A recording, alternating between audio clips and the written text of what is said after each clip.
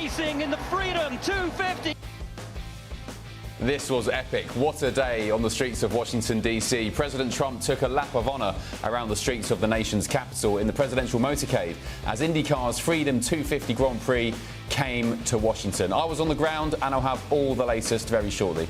Also tonight, the British taxpayer is acting as the welfare state for the world. That's unfair. We all know it. Reform UK's Treasury spokesman Robert Jenrick has issued a stark warning for Britain, claiming the country risks descending into a 1970s economic-style crisis unless the welfare system is urgently and dramatically overhauled. Just how can Britain get hold of its bloated welfare bill? Also, there have been infringements on free speech that actually affect not just the British. Of course, what the British do in their own country is up to them. We've had free speech for a very, very long time in the United Kingdom. A bombshell new poll has found that most Britons believe their rights to free speech has been badly eroded by Labour in the past 2 years since they won the election in 2024. How free do you feel today to speak your mind? I think I know the answer to that. I'm Ben Leo and this is The Late Show Live.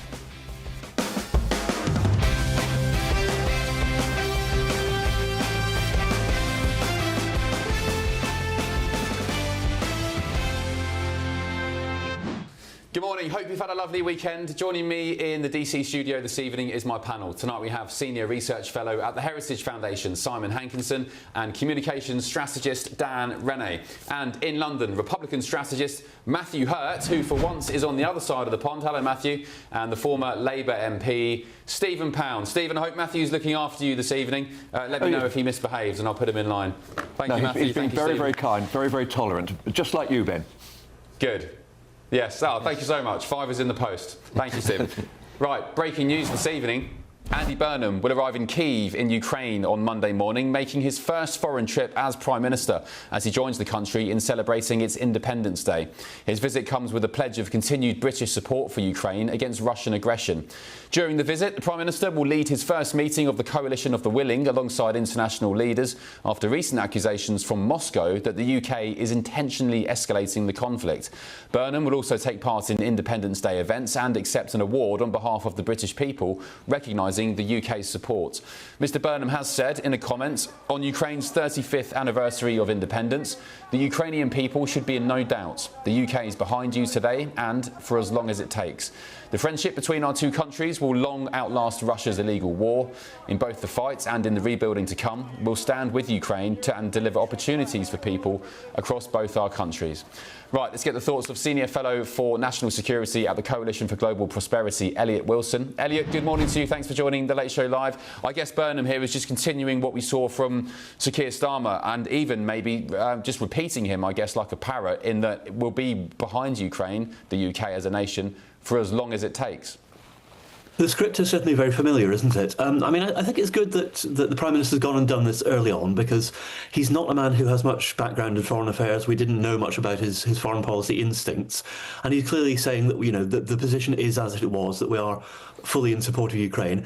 I think it's unfortunate that he hasn't taken the opportunity to perhaps brush off some of the more useless of Sir Keir Starmer's oratory about, you know, standing for as long as it takes. I mean, that's a very dangerous phrase to offer up. And also the stuff about the Coalition of the Willing, I think that was dead a long time ago, and I think trying to breathe life into it now is verging on a Monty Python sketch, but it's something he feels he has to do. But I think, again, it's putting more expectation up that we can't really fulfil necessarily. Yeah, I guess giving the Prime Minister credit, this comes off the back of Russia's suggestion and attack, I guess, against the UK, saying that we are escalating the war. Do you think Andy Burnham is right to go to Ukraine to celebrate their Independence Day in the wake of those comments from Moscow? I guess it shows some backbone, at least. I think it does, yes. And I mean, I think, you know, the idea that Britain is escalating a war that Vladimir Putin started by invading one of his neighbours and committing war crimes and atrocities in it is a bit of dark humour by Putin, at least. But no, it's good that he is clearly not being cowed by that. The Prime Minister has not, you know, admitted any of that kind of nonsense. And he is clearly saying that we are as behind Ukraine as we were before. And we've done a lot for Ukraine, and we've done that willingly and gladly because we know we have to. I think it's just that there are some bits of the messaging which are clearly sort of Starmer leftovers, which could have done perhaps with having been brushed off. But it is early days, and we don't know much about the new Prime Minister's foreign policy instincts or his foreign policy team. So they're still learning, I think. We've got messages flooding in on our messaging service now, gbnews.com/your say, Elliot. Somebody has said, can anyone else remember when we suddenly became best friends with Ukraine? I can't. They aren't in NATO, they aren't in the EU, and we aren't in the EU, sorry. And somebody else has said, oh, please, I feel sick every time I see our PMs fawning over Zelensky. Nothing to do with us. Stop sending our taxes to this grifter who is never grateful. What do you make of those kind of comments from our viewers? I think with the best will in the world, it is slightly short-sighted to think it's nothing to do with us. Russia is, if not our enemy, if you don't want to call them that, we are in a state of at least conflict with Russia on some levels. We've seen all sorts of stuff, I mean, Russian ships in the Channel, Russian cyber attacks on the UK. Russia does not regard us as a friend, and we shouldn't regard Russia as a friend. Now, Russia is clearly seeking to expand its influence. Ukraine is its principal target at the moment, and Ukraine is a democracy, and it's a democracy which has been attacked by an autocracy in the middle of Europe. I think we do have some responsibility to say this is not necessarily right on our doorstep, but it still affects us, and it would have worse effect if things were to go badly wrong and Ukraine had fallen in the early days. So no, I think this is our problem, and I think had we left it well alone, it would have become more of our problem than it is now. Yeah, and I will just add to that as well. There's been reports in recent months of Russia buzzing UK government aircraft in the North Sea, I believe. There's the shadow fleets in the English Channel. I mean, to put it bluntly, they have really been taking the mickey. I was about to say the P word. Russia is testing NATO. I mean, we know that. Russia is testing the limits with NATO all the time, and it's incumbent on all of the allies to keep pushing back and saying that, no, NATO will defend itself and its interests. So, no, I don't think we can just walk away from the Ukraine war and say it's nothing to do with us. It is to do with us. Yeah, but I guess just finally, going back to the initial question and the comments from Burnham and indeed Starmer, for as long as it takes, I don't think British people are committed. Well, I speak for myself. What does it mean, as long as it takes? What, until we go bankrupt and the state of Britain falls to its knees in favour of Ukraine? I mean, that just doesn't make sense. That's the problem. I mean, it's one of those phrases you should always avoid because it's open to lots of interpretation. I mean, for example, the Korean War started in 1950. It's still technically going on. If this became a frozen conflict like that, would we still be, backing Ukraine well into the, 2100s? I think it's not a good phrase to use in this kind of situation. They could have thought of a better formulation. We know what he means. He means that we're not going to run away in the next couple of years, that we're there through the hard times and the less hard times. But I think it's an unfortunate phrase in a situation where you need to pick your language very, very carefully. Yeah, Elliot, thank you so much. Appreciate you being with us on The Late Show Live, Senior Fellow for National Security at the Coalition for Global Prosperity, Elliot Wilson. Let's get the thoughts of my panel, Simon Hankinson, Dan Rennie, and in London, Matthew Hurt and Stephen Pound. Simon, I'll start with you. This phrase, as long as it takes for Ukraine, this was a great opportunity for Andy Burnham to kind of puts Keir Starmer to bed and the ghost of Keir Starmer and starts afresh, which some would argue he has done on different policies and different fronts. But why are you repeating the same old Starmer mantra of we'll support Ukraine for whatever it takes? Because I can absolutely guarantee you, if you did a poll tomorrow, the majority of Brits would not say we will support Ukraine for as long as it takes, prioritising Ukraine, a country thousands of miles away, over our own British interests first. Yeah, and there's an unsaid second part to that, which is as long as it takes to do what? What's the goal? Is the goal to retake all of the territory that they lost to Putin, which I don't think anybody thinks is realistic, particularly the Crimea, or is the goal to draw some kind of a line like Korea, which was just mentioned, and then have a stalemate? So unless we can determine what the outcome that we're looking for or the realistic outcome is, you can't really say how long you're willing to do it for. But on the other hand, I can't really see what else he could have said. We're going to be with you until November of 2027. If he sets a time limit, well, then Putin kind of walks away winning. Yeah.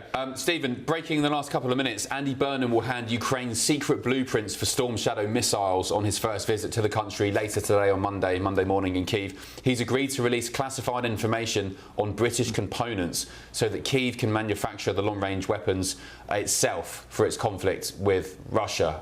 So we're giving away British tech and missile blueprints to Ukraine now, Stephen. Yeah, I think this is actually a sensible thing to do. Let's be honest. This is not just about Andy Burnham in Kyiv. There's two, at least, entirely separate issues going on at the present time.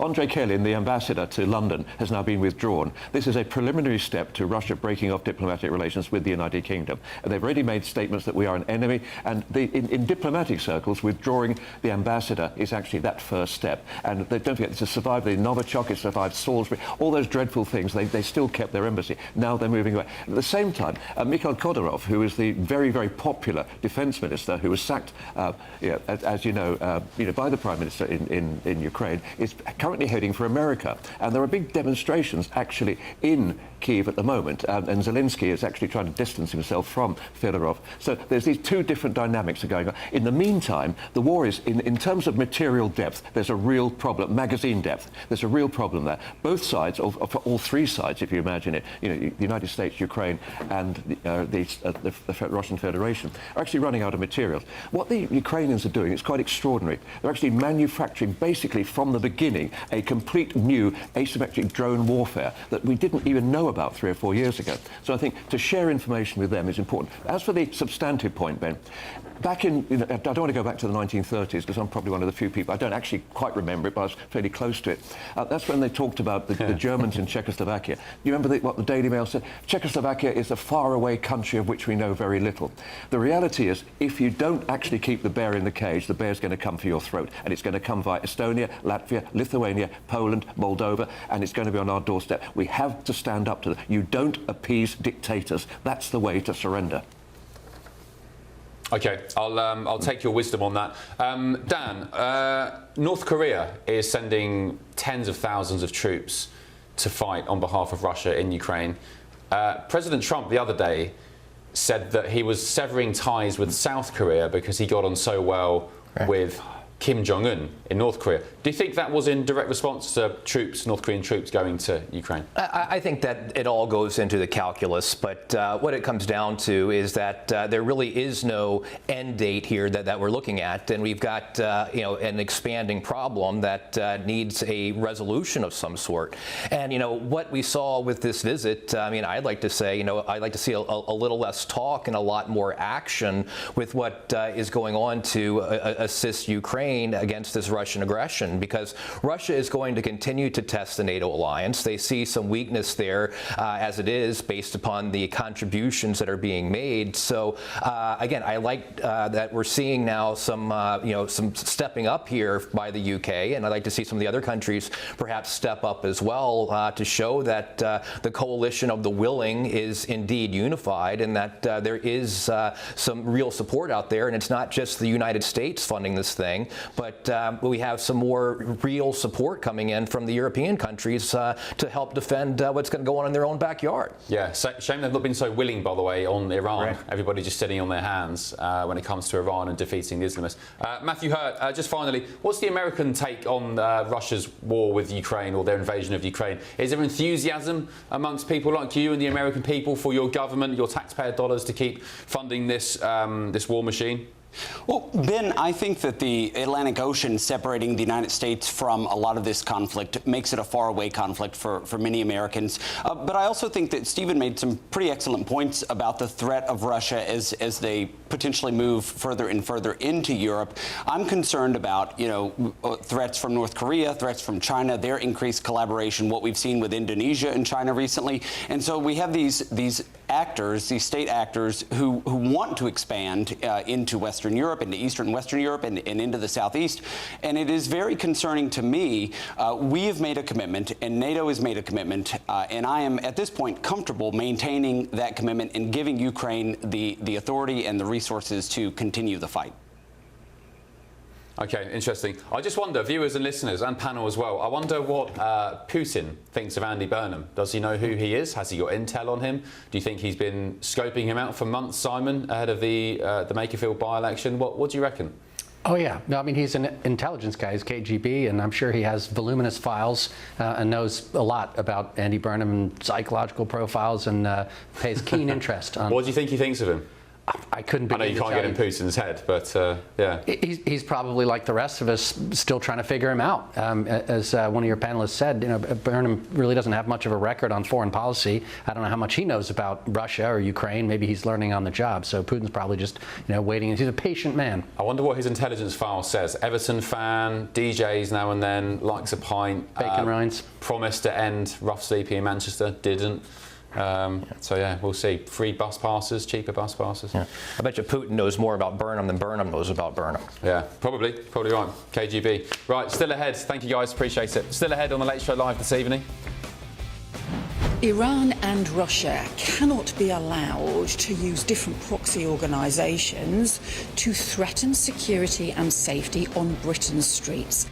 Tough talk, wasn't it, from our former Foreign Secretary Yvette Cooper, but the UK is now on high alert after Iranian hackers shut down a British power plant for 4 long days, prompting GCHQ, our intelligence services, to issue a warning to energy companies all across Britain. Is Iran now taking the war to British soil? And this is the Late Show Live, back in just a tick.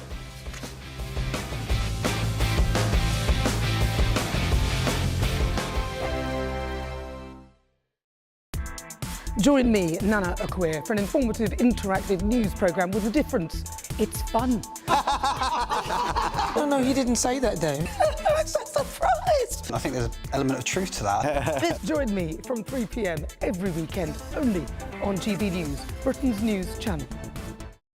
Hi, I'm Michelle Dewberry, and my show is your opportunity to cut through all the noise and dive in headfirst to some robust debates. Ideas clash. Situation, no, isn't it? Because the failure is... You're deliberately avoiding my point. Nothing's held back. And if you think this is the end of it, wait for more. And we do not shy away from the difficult stuff. Sometimes I want to shake people and say, if only you understood. So join me on Jubes & Co. weeknights at 6 p.m, only on GB News, Britain's news channel. From court mornings to warm family brunches. From football to tennis in the car. In the kitchen. GB News Breakfast is there. With the stories you need and the conversations that matter. Anyway, let's talk business. Well, it has been a historic night in British politics. It's astonishing, isn't it? We're here again to start your day just right. GB News Breakfast. Every morning from 6 a.m. Only on GB News. Britain's news channel. Some people enjoy lazy Sunday mornings, but not me. What's the truth of the matter? So that's a very live question. Would you support him if he waters down these plans? Before the spin sets in, I'll be getting to the truth. This is personal. No soft questions, no easy answers. It's one thing if the state has rules in this country. It's another thing whether the police and others actually police them. Setting the agenda and holding those in power to account. You can't really blame her if the system is set up this way. You will not want to miss it, trust me. The Camilla Tominey Show, Sundays from 9:30, only on GB News. From the school run to the home run, watch a new show for all of Britain. He can say whatever he wants. A straight-talking show where all voices are heard. And, when are we going to stop talking about smashing the gangs and actually do it? With the stories that matter from every part of our country. There's a bit of a crash landing there for your Chancellor. Bold, fearless and standing up for you. That's me, Martin Daubney, 3 p.m. till 6 p.m, weekdays, here only on GB News. The People's Channel, Britain's news channel. Westminster's full of talk, but out here, it's the real world.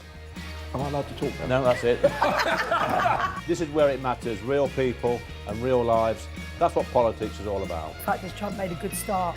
No. Straight answers, no spin, and just a couple of pints. How many fingers have I got up? About 10. So join me for Lee Anderson's Real World every Friday at 7 p.m, only on GB News.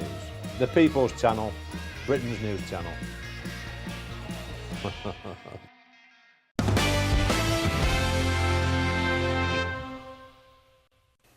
Hello, welcome back. A few quick comments off the back of that Ukraine news. Of course, going to Kyiv later today, this morning, Monday morning, and also we're giving them, Ukraine, the blueprint to our Storm Shadow missiles, which is interesting.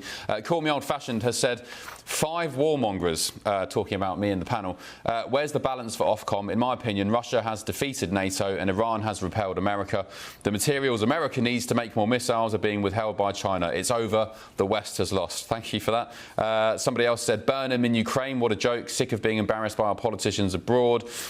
Bill, hello Bill, good morning. you said, Ben, if it's all come on top with Russia, oh, it's disappeared now, it wouldn't be Europe helping us, it would be America. Don't you worry about that. Yeah, I mean, I guess Europe does rely on America. NATO is, I think they're pretty nullified at the moment, aren't they? Right, let's move on to other matters. The UK is on high alert tonight after Iranian hackers shut down a British power facility for 4 long days, prompting GCHQ, the intelligence services, to issue a warning to energy companies all across Britain. Understood the attack was carried out in July by an Iranian Revolutionary Guard Corps, Islamic Revolutionary Guard Corps, hacking unit known as Cyber Avengers, forcing the energy company to shut down operations, as I said, for 4 days. So is Iran now bringing their war, their conflict onto British soil? I mean, I'd argue they have been for decades anyway. That's the whole point of this war. Let's get the thoughts of senior Iran analyst at Dawn, Omid Mamarian. Omid, good to see you. This attack on a British power plant, closing it down for 4 days, came at the same time as another Iranian hacking attack on US water companies as well. As I just said, I don't think this is now Iran, the IRGC, bringing the war to Britain's soil. I think they've been doing that for a long, long time.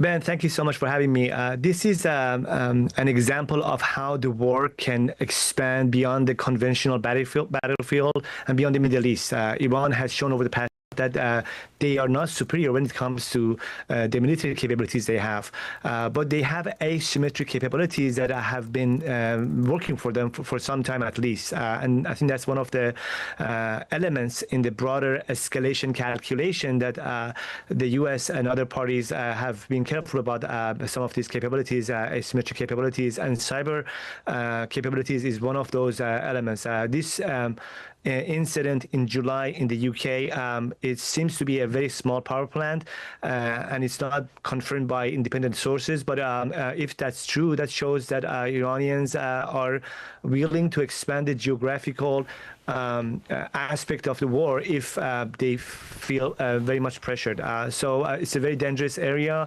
because the US has a lot of capabilities. Europe has a lot of capabilities when it comes to cyber capabilities, and if the war goes to that area, it's going to be very devastating for ordinary people around the world. What does this say about British cyber warfare and our, I guess, our own hackers, to put a layman's term on that, our cyber defence soldiers, who for 4 days couldn't get this power plant back up and running? Yes, it was said to be a small plant. It's not been named. Yes, it had no effect at all on the UK's energy output. Nothing was really disrupted. But what does it say about our own cyber defences? You mentioned that it's not been a new capability that Iranians have used in the past years. It's been, everybody knows that Iranians, Russians, Chinese, they have very strong cyber attack capabilities. And so the writing has been on the wall. For the US, for European countries, for the NATO members, the US is in war with Iran, Iran, and the threat for them is at the highest level possible. It's an existential threat. The Iranian regime, the U.S. pushed the Iranian regime out. They wanted to overthrow the Islamic Republic of Iran. So for them, using any asymmetric capability they have is a fair game. And now we see how Iran's deterrence has been based on vulnerabilities, and that's one of the things we are seeing now, like in the UK, that even a small power plant is not connected to the bigger system. They didn't even know it was offline for 4 days, and I think that shows that there's so much work to do when it comes to cyber security issues.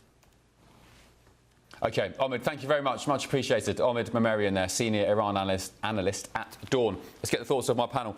Simon Hankinson, Iran has been doing this, as Omid was talking about there, for a long time. So what are we going to do about it in Britain? What is our defence sector going to do about it? What is our government going to do about it? Because we've only just, after a long time, prescribed the IRGC. We seem to do nothing. And Keir Starmer, completely reluctant to get involved in Trump's conflicts with Iran. Well, I'm not sure what you're going to do on the offensive, but on the defensive, it's really clear that it's not just Iran, but China, Russia. There are other actors out there doing their best to try to penetrate British, American, allied infrastructure. But can I just interrupt you on that point? So you're talking about China as well. We've just approved a massive Chinese mega embassy in the centre of London, despite security concerns. So we're approving embassies. We do nothing to curtail the IRGC in London. We've only just prescribed them. It's still the money laundering capital of the world for the IRGC and Iran. So I just ask, what are we doing about it? We don't seem to be doing anything about it. We seem to be encouraging them. Yeah, well, I wouldn't have approved either of those two actions. I also wouldn't approve allowing Chinese companies to buy land next to military bases and buy up strategic assets, farmland, properties of value in London, and on and on. But if you're going to do anything, you have to start with defensive capability. You've got to be able to take your water and your power offline. The idea of all these being hooked into some AI internet system that can be hacked in the first place is pretty worrying. We should be able to isolate them. I mean, if you look at the Battersea Power Station, back in the 60s, see pictures of it, it was just these giant levers and things. So you could probably just shut a door and lock the place off. So I think they should be thinking about this, and I'm sure they are. How can they come up with a plan B and C when things get serious? Because these are just tests right now.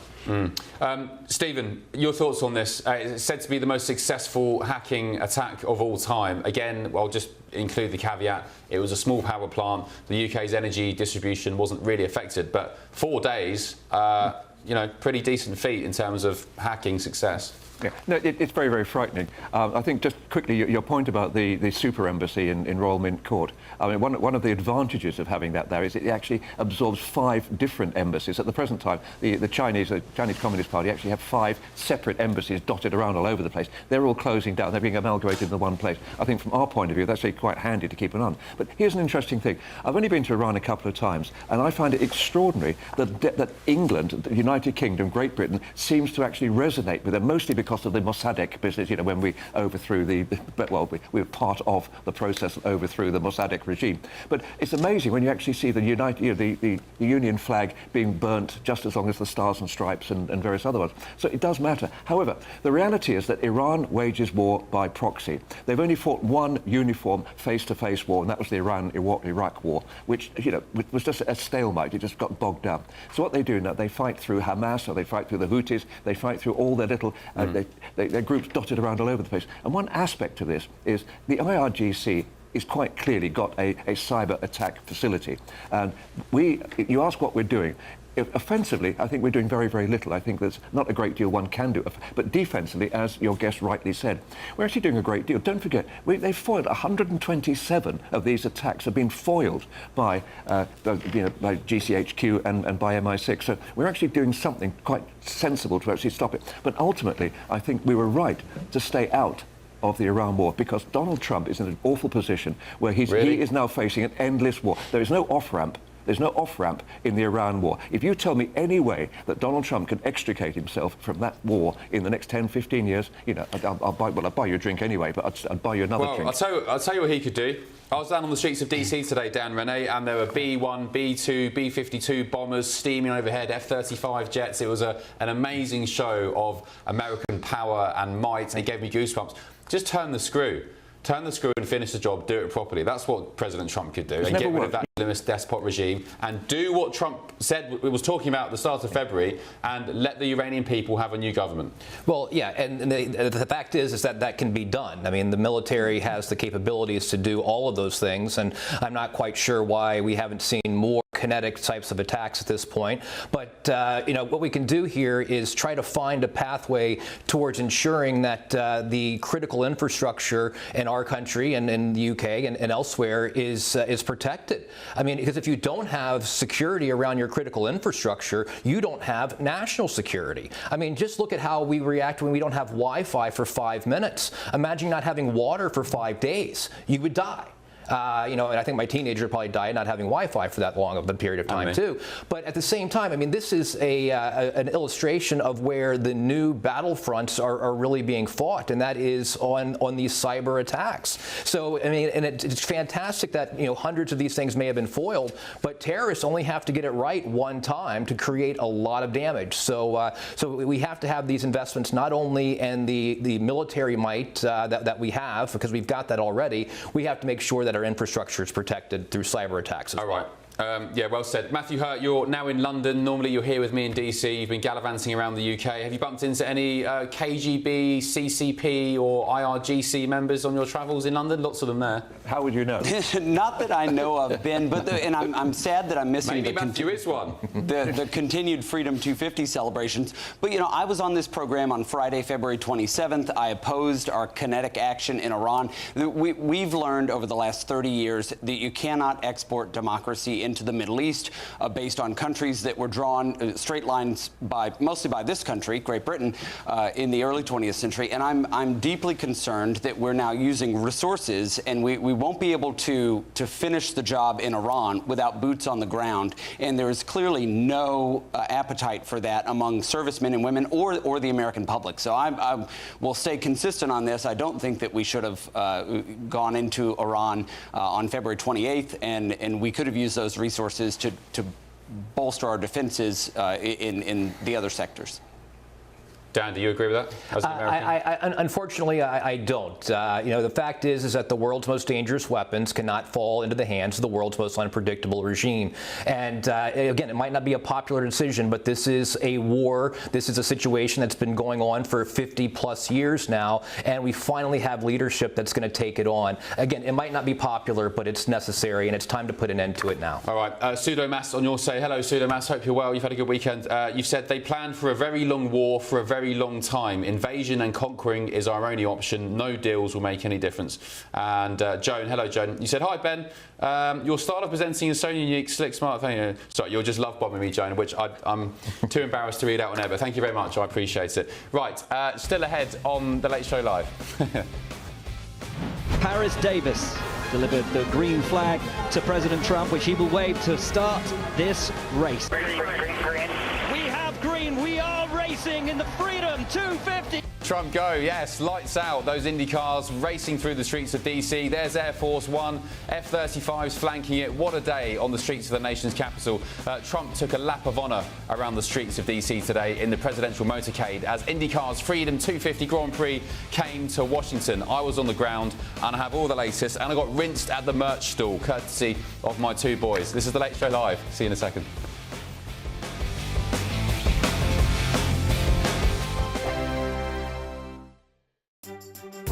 Some people enjoy lazy Sunday mornings, but not me. What's the truth of the matter? So that's a very live question. Would you support him if he waters down these plans? Before the spin sets in, I'll be getting to the truth. This is personal. No soft questions, no easy answers. It's one thing if the state has rules in this country. It's another thing whether the police and others actually police them. Setting the agenda and holding those in power to account. You can't really blame her if the system is set up this way. You will not want to miss it, trust me.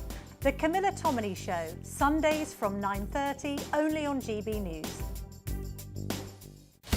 Breaking news, live updates, stories that matter. From the heart of the GB newsroom to every corner of Britain, with our team of dedicated journalists across the UK. GB News bulletins are there to deliver the latest news that matters to you. Bulletins on GB News, the People's Channel, Britain's news channel.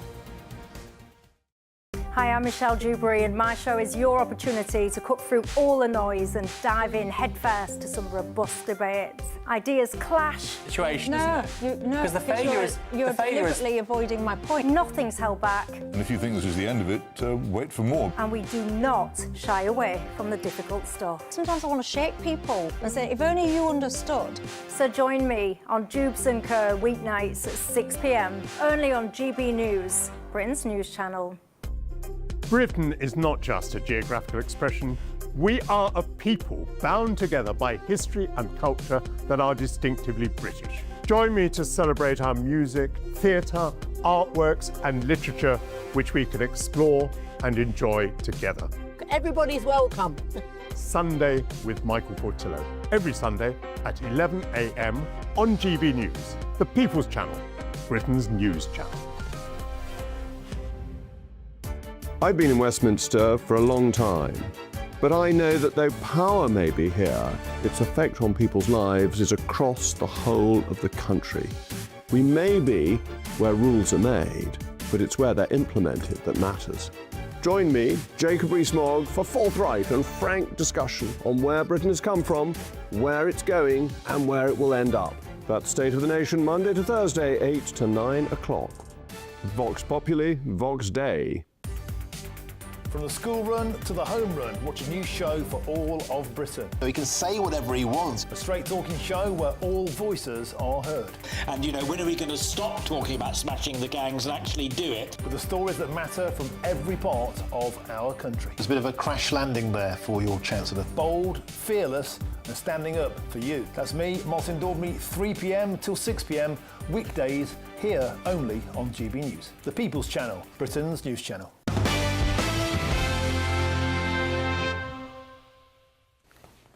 Right, today in the US Capitol, President Donald Trump hit the track. Harris Davis delivered the green flag to President Trump, which he will wave to start this race. We have green. We are racing in the Freedom 250.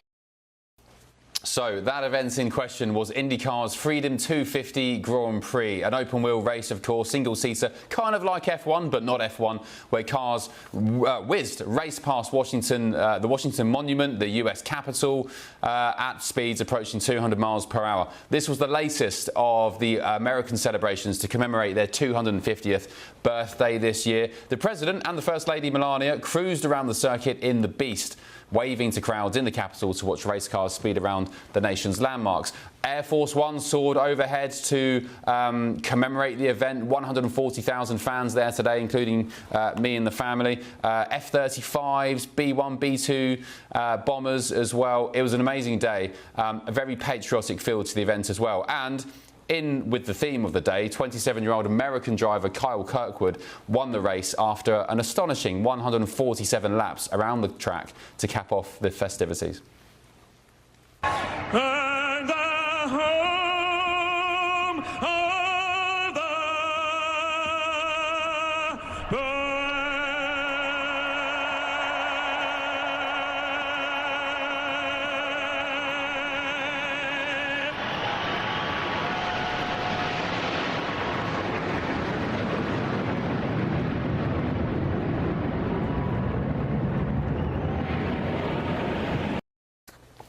And that B-2 bomber there, with it going overhead, F-35s flanking it, just incredible, goosebumps. With me now is Motorsport Programs Manager at Summit Point Motorsports, Greg Haas, who, Greg, you were looking after me when I came down to your amazing track in Virginia and I got into a Formula Ford car. Let me just get your reaction, though, first of all, Greg, to what we saw today at the Indy race in DC. Were you proud to be American on your big 250th birthday?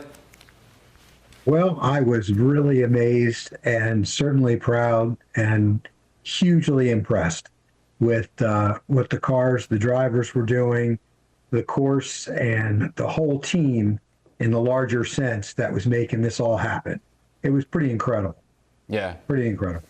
Could you have imagined 250 years ago when the founding fathers were getting together that, you know, today, 250 years later, you'd have 20+ race cars whizzing past the US Capitol, past the National Mall, President Trump there waving the green flag to let them go, and all the military aircraft as well. It was so patriotic. I'm British. I love my country till the day I die, but just witnessing the patriotism on display, I think it's something Americans do better than anybody else across the world. Would you agree with that, Greg? Oh, it was amazing. Everyone was so enthusiastic, so much red, white, and blue everywhere you looked. Walking down one of the straightaways and looking up and seeing the Capitol Dome hanging over the race cars, it just doesn't get more dramatic and wonderful than that. Pretty incredible.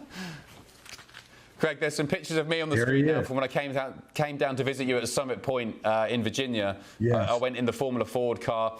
Tell our viewers again, before I say goodbye to you, how did I do? And be honest, could I one day be racing around the streets of DC as a British driver in the IndyCar series?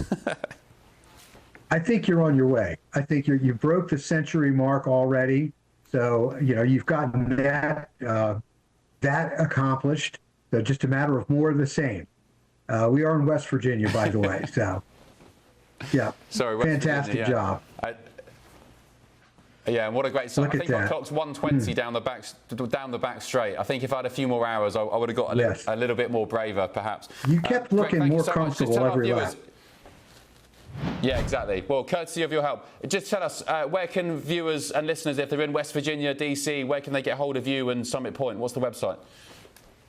Well, it is Summit Point MP, SummitPointMotorsportsPark.com. You can get a hold of us, and we look forward to hearing from you and hosting everyone. So, thank you. Thanks, Greg. I'll be back down there for sure. Greg Haas, thank you very much. I look forward Appreciate to it. Let's get the thoughts. Thanks, Greg. Let's get the thoughts of my panel: Simon Hankinson, Dan Rennie, Matthew Hurt, and Stephen Pound. Dan, I'll start with you as the American here. Well, Simon, you're American as well, aren't you? Or are you dual national? I am. I'm an American. Did you renounce your British citizenship? When you become an American citizen, you have to swear an oath and renounce all your allegiances to foreign potentates. Oh, right. See you later then. Yeah. Just me, the only Brit here. Dan, what did you make of what we saw today on the streets of DC? Very patriotic. It was great. Absolutely. And just a fantastic display of patriotism. You know, just because we're celebrating our birthday doesn't mean that we have to do it in a museum. This gives us an opportunity to really go out and experience things that, you know, as Donald Trump said, that make America great. So the ingenuity that comes along with racing these cars and the engineering, just the experience of it all, and the noise, the crowds, just the camaraderie that all comes together in the name of patriotism and celebrating America. I mean, it really just brings everyone together in a way that you know, that again is just absolutely wonderful. And you know, if there are people out there that don't like it and want to complain about it, it really shows their true colors as well. That there are some folks out there that want to complain about these things, and let them do so, and let them be on an island by themselves and complain about these things that truly do make America great, and you know, let them, you know, whimper and whine and complain while we'll go out and celebrate and enjoy ourselves. Yeah, there was. I don't want to put a dampener on this, but Simon, there were some complaints from the likes of the New York Times, the Washington Post, complaining that the streets of DC had to close this weekend and some locals were miffed. I mean, come on, guys! Like, it's your big birthday. Well, Washington Post and New York Times are, you know, pretty far left these days. So anything that celebrates the United States and makes us look like a great country, they hate. They would just rather have a day-long, you know, land acknowledgement about this, you know, being built on the swamp that was previously owned by somebody, you know, 300 years ago. But it was cool. It was my morning commute, basically, but just at 10 times the speed. And I think it's fun. It's something new. You know, let's do new things. That's what Americans do. Yeah. Matthew Hurt in London. This is the latest party of America's 250th shenanigans, their celebrations. We had cage fighting on the South Lawn of the White House. We had fireworks on July the 4th. We had bands. We had the Great State Fair. All sorts going on. How has this year been for you? And do you think, well, do you agree with my assessment that I think America does patriotism better than anybody else on earth? Maybe, I mean, Brits, we're just more conserved, I guess, but you guys, you really go for it. Ben, it was awesome to see this, and it has been an exciting time to be an American. I've participated in a number of the activities over the last several months. Very exciting. I think it is okay to be proud of your country. At the time this started, I was participating in a great British activity, the Sunday Roast. But it is so cool to see what we can do as Americans and what we can be and what that patriotism represents. And I think it is perfectly acceptable for anyone in any country, anywhere, to be proud of their country, proud of its rich history, and celebrate that in a way that brings people together, that shows the strength of that country. And so it was very cool to see from this side of the pond the great race that certainly would have ensnared my commute, but it's an awesome opportunity to celebrate America.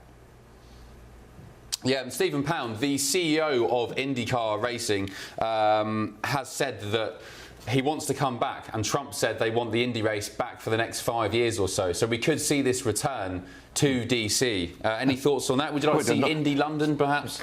Well, not the way the price of gas is going up, but what's interesting is that the first American president ever to be charged with a criminal charge was actually for driving furiously through those very streets of DC. Admittedly, that was President McKinley back in the late 19th century, and he's driving a horse and a pony and trap. But you know, it happened. Look, I'll tell you one thing that sticks that slightly worries me about this, Ben. Of course, it was impressive, and there's something extraordinary about having the planes thundering overhead. Now, I often wonder what would have happened if during the Iran National Day they'd actually flown those planes overhead just to see what the impact would have been. But look, why was it just about Trump? It was nice to see Melania there with him. You don't often see them together. It's good to see them out there together. But why was it just... Why, well, come on, Muriel Bowser, the mayor of D.C., wasn't there. There were no Democrats on the platform with him.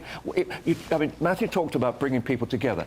I don't think it's brought people together. I think that brought Donald Trump front and centre. And that's what worries me. This is not so much about America. It's not about the great democracy. It's about Trump. Yeah, exactly. But he's the president of all Americans. He's not the president of Donald Trump. He's the president of all Americans. So where was the rest of America? Well, Stephen, I'll just say, I listened to your point. I was down there today. It was in no way political. There was no distinction between Republicans or Democrats. And Sean Duffy, who is the Transport Secretary here in the United States, who was responsible for making sure this show went on today, making sure the road was surfaced properly, manhole covers were all level so the cars could race.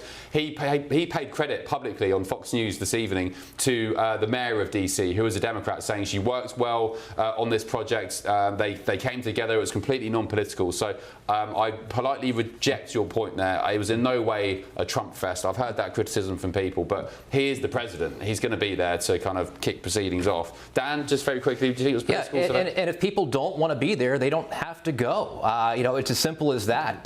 This was an opportunity for Americans to come together and celebrate our country and celebrate patriotism. The president, if he weren't there, it'd be painfully missing. I mean, it would have been, if there was a Democrat there in office too, I would expect them to be there. So this is a situation that, again, it allows us to celebrate in the way that Americans do, and that's by showing love for our country. And people that don't want to do that, well, they can go elsewhere and complain about it. Stephen, just to correct you, the DC Mayor, Muriel Bowser, she was there today. She acted as a grand marshal for the event. She ushered drivers to their cars before the start of the race, and she gave a statement about attendance numbers. And as I said, Sean Duffy, the Republican cabinet member for transport, was praising her today, saying well organised. So, I mean, she was there. Not for the first time, Ben, you've corrected me. But look, when you consider what we did for the London Olympics, that was really celebrating the nation. That was bringing people together. That was a glorious paean of patriotism. And I think we did it rather better in London.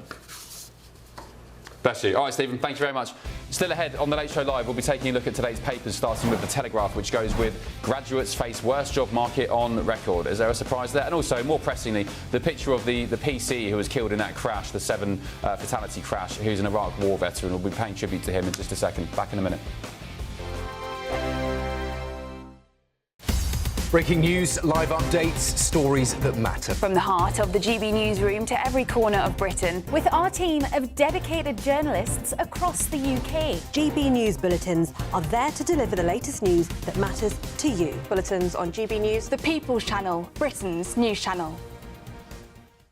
From cold mornings to warm family brunches. From football to tennis in the car. In the kitchen. GB News Breakfast is there. With the stories you need and the conversations that matter. Anyway, let's talk business. Well, it has been a historic night in British politics. It's astonishing, isn't it? We're here again. To start your day just right. GB News Breakfast. Every morning from 6 a.m. Only on GB News. Britain's news channel.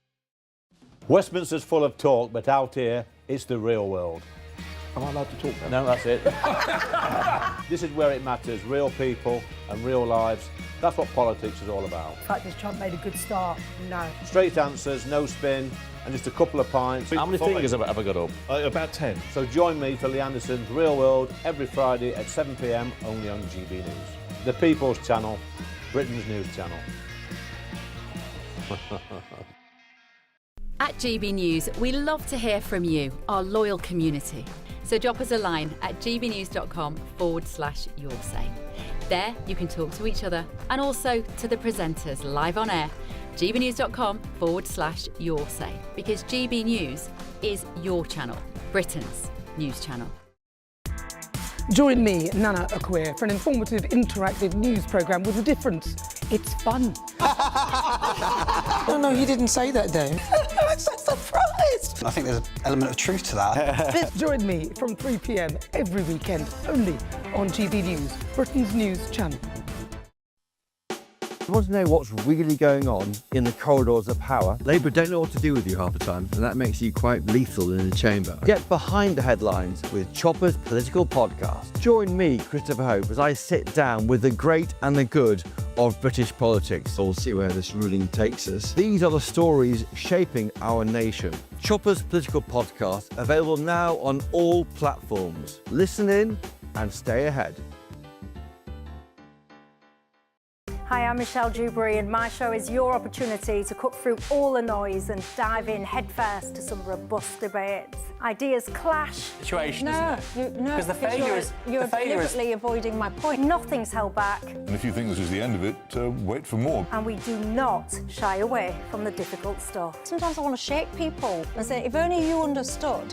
So join me on Jubes & Co. weeknights at 6 p.m. only on GB News, Britain's news channel.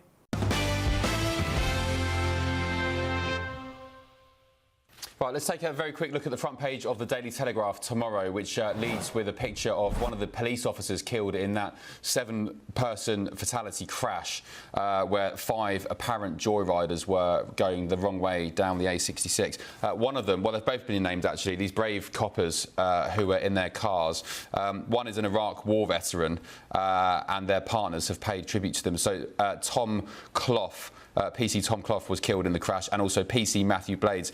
Tom Clough, who was 38, he is an Iraq war veteran. He served in the British military, and the wife of the other officer has spoken on social media this evening of Matthew Blades, and she's paid tribute. And I'd just like to read you this tribute very quickly. She said, the wife of, well, the widow now of Matthew Blades, "No words will ever feel like the right words to honour our Matt, my beloved husband, my best friend, and the most devoted father to our 2 young boys.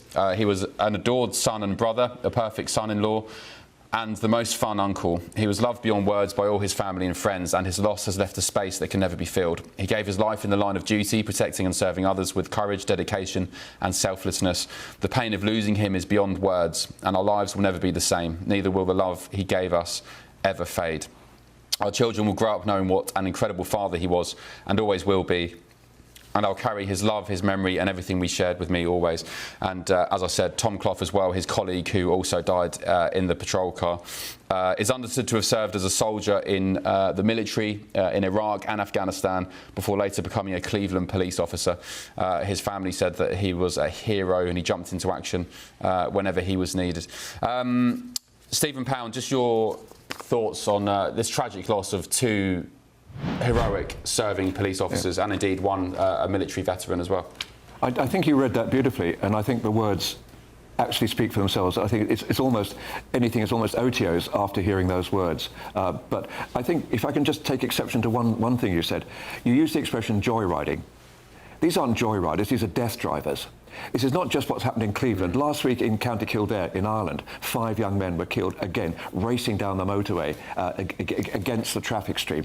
They were killed. And there's a thing, I don't know much about TikTok, but all I know is that a lot of people seem to be filming themselves on this, filming the speedometer on the car. This is a VW Passat, which is not a supercar, it's not a muscle car, but it's a car that's capable of doing over 120 miles an hour. So these are the people who are actually, at the moment, getting their kicks by racing this way against the traffic flow in many cases. And so 2 good and decent men have died. Their families are distraught. But also, and I don't want to be too sort of milquetoast about this, but the 5 young men have died. And the fact that it is their fault, and it wasn't the fault of the 2 officers, doesn't in some ways detract from the pain that both those families will be saying. So we need to actually address this. We need to actually look at what it is about this TikTok craze that makes people think they want to do it. Because it's not just here, it's not just in Cleveland, it's all over the county, all over the country. And I think I'd just like to almost be quiet and listen to the words that you said. And I'm going to read them again when I get home. I'm going to read them to my family tomorrow, because those words and the way you read them are very poignant, very, very important. Thank you, Stephen. Thank you, Stephen. Appreciate that. More coming up on the Late Show Live in the next hour, including this. There have been infringements on free speech that actually affect not just the British. Of course, what the British do in their own country is up to them. But we've had free speech for a very, very long time in the United Kingdom. Bombshell new poll says that most Brits now feel Labour has eroded their free speech in Britain today. Are you one of those people? Are you free to speak your mind in the UK? This is the Late Show Live, back in just a tick.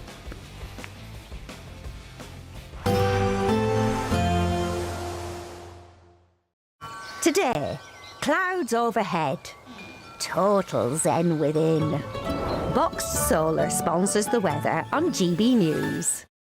Hello there, good morning and welcome to your latest GB News weather. High pressure still in charge of our weather today. Plenty of dry weather and pleasant spells of sunshine as well. Bit of a fresh start in places this morning, some mist and fog patches, but they'll soon clear and then a fine day to come. The cloud will bubble up as we move through the day, particularly into the afternoon across eastern areas, perhaps thick enough for 1 or 2 showers, but the vast majority it will be dry and bright. A much sunnier day for western parts, particularly Northern Ireland, where it's quite cloudy over the weekend. Temperatures rising into the low 20s, 24, 25 Celsius possible. A little cooler in the east with that easterly breeze. As we look at the details for the evening time, fine end today across Scotland, plenty of sunny spells, temperatures still in the low 20s come 5-6 p.m. Plenty of sunshine as well for Northern Ireland, parts of Northern England. Still some cloud, but this will start to melt away as we move through the evening time. 1 or 2 light showers perhaps towards Lincolnshire and the Wash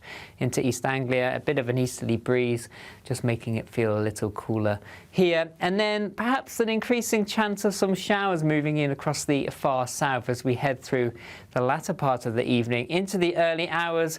Some of this could turn heavy as it pushes towards the south coast. A bit of uncertainty how quickly this will push northwards. More cloud around overall means temperatures not quite as low tonight compared to the weekend, generally staying in double figures, some low cloud and fog to start the day. But on Tuesday, a bright start in the north, cloudy in the south, the increasing risk of some showers pushing northwards. These perhaps turning a little heavy and thundery later on. 1 or 2 showers starting to develop parts of Northern Ireland and Scotland later. And a bit of an easterly breeze still means the east is cooler, but the west temperatures 24, 25, starting to feel more humid too. Today, clouds overhead. Total zen within. Boxed Solar sponsors the weather on GB News. Join me, Nana Akweer, for an informative, interactive news programme with a difference. It's fun. No, he didn't say that, though. I'm so surprised. I think there's an element of truth to that. Join me from 3 p.m. every weekend, only on GB News, Britain's news channel. Britain is not just a geographical expression. We are a people bound together by history and culture that are distinctively British. Join me to celebrate our music, theatre, artworks and literature, which we can explore and enjoy together. Everybody's welcome. Sunday with Michael Portillo. Every Sunday at 11 a.m. on GB News, the People's Channel, Britain's news channel. At GB News, we love to hear from you, our loyal community. So drop us a line at gbnews.com/yoursay. There you can talk to each other and also to the presenters live on air. gbnews.com/yoursay, because GB News is your channel, Britain's news channel. Some people enjoy lazy Sunday mornings, but not me. What's the truth of the matter? So that's a very live question. Would you support him if he waters down these plans? Before the spin sets in, I'll be getting to the truth. This is personal. No soft questions, no easy answers. It's one thing if the state has rules in this country. It's another thing whether the police and others actually police them. Setting the agenda and holding those in power to account. You can't really blame her if the system is set up this way. You will not want to miss it, trust me. The Camilla Tominey Show, Sundays from 9:30, only on GB News. From the school run to the home run, watch a new show for all of Britain. He can say whatever he wants. A straight talking show where all voices are heard. And, you know, when are we going to stop talking about smashing the gangs and actually do it? With the stories that matter from every part of our country. There's a bit of a crash landing there for your Chancellor. Bold, fearless and standing up for you. That's me, Martin Daubney, 3 p.m. till 6 p.m, weekdays, here only on GB News. The People's Channel, Britain's news channel. Westminster's full of talk, but out here, it's the real world. Am I allowed to talk No, now? that's it. This is where it matters, real people and real lives. That's what politics is all about. The fact has Trump made a good start? No. Straight answers, no spin, and just a couple of pints. How many fingers have I got up? About 10. So join me for Lee Anderson's Real World every Friday at 7 p.m, only on GB News. The People's Channel, Britain's news channel.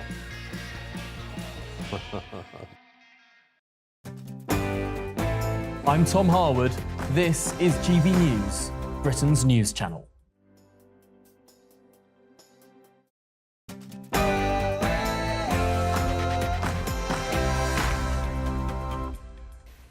Hello, good morning. Live from Washington, D.C., this is GB News with the story shaping Britain and America.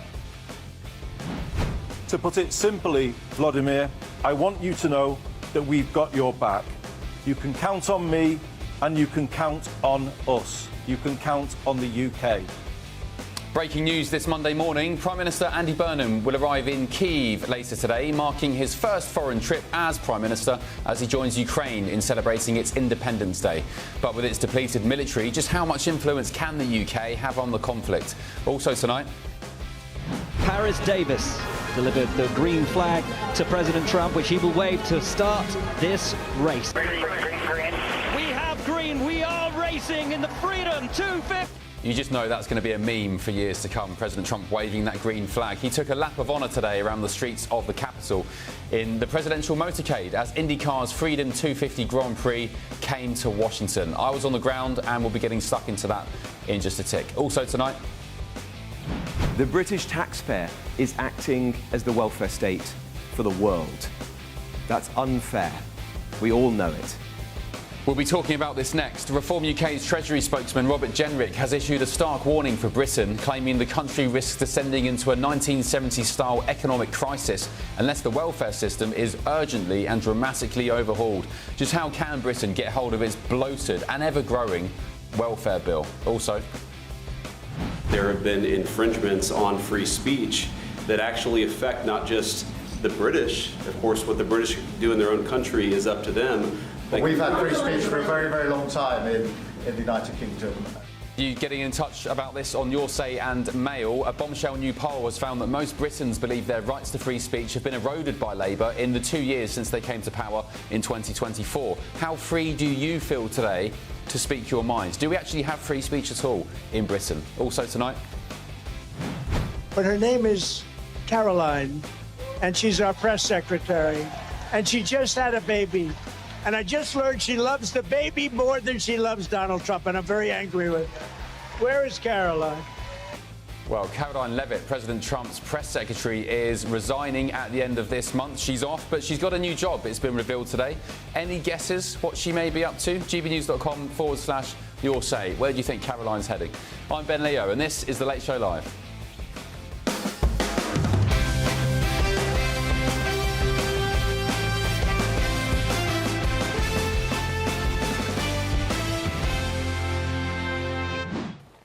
Morning, everybody. Hope you had a great weekend. Welcome to The Late Show Live. Joining me in DC this evening is my panel. Tonight we have Senior Research Fellow at the Heritage Foundation, Simon Hankinson, and Communications Strategist Dan Rene. And doing their dues in London, staying up late for the great British public, we have Republican strategist Matthew Hurt and former Labour MP Stephen Pounds. Thank you both. Hope you've got the coffees in.